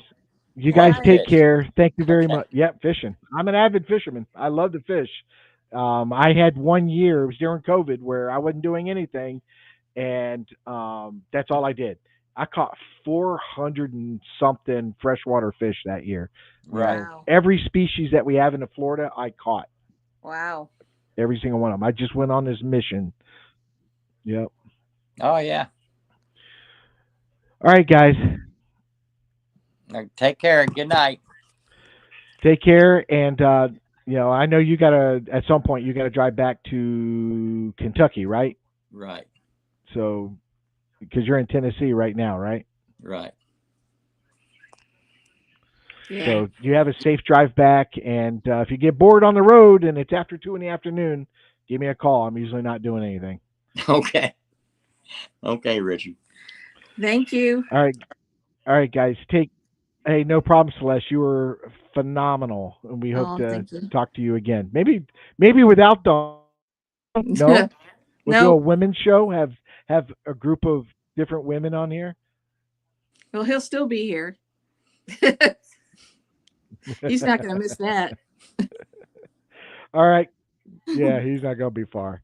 All right, guys. Y'all take care, and I'll be talking to you soon, okay? All right. Okay. Thank you. Good night. Bye bye. Night, guys.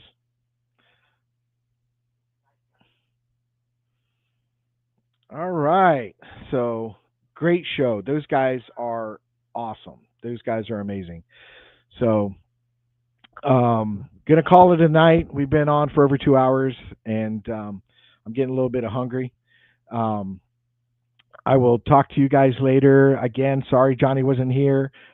He's in the woods, but hopefully he comes back with some great stuff, and we'll be able to talk to him about that and all the adventures that him and his guys that he's out there with ran into and stuff like that. And I hope the weather was good for him as well. So I want to thank you guys. I want to thank all of our subscribers. You guys are amazing. Love all of you guys. You guys are fantastic. And God bless each and every one of you guys.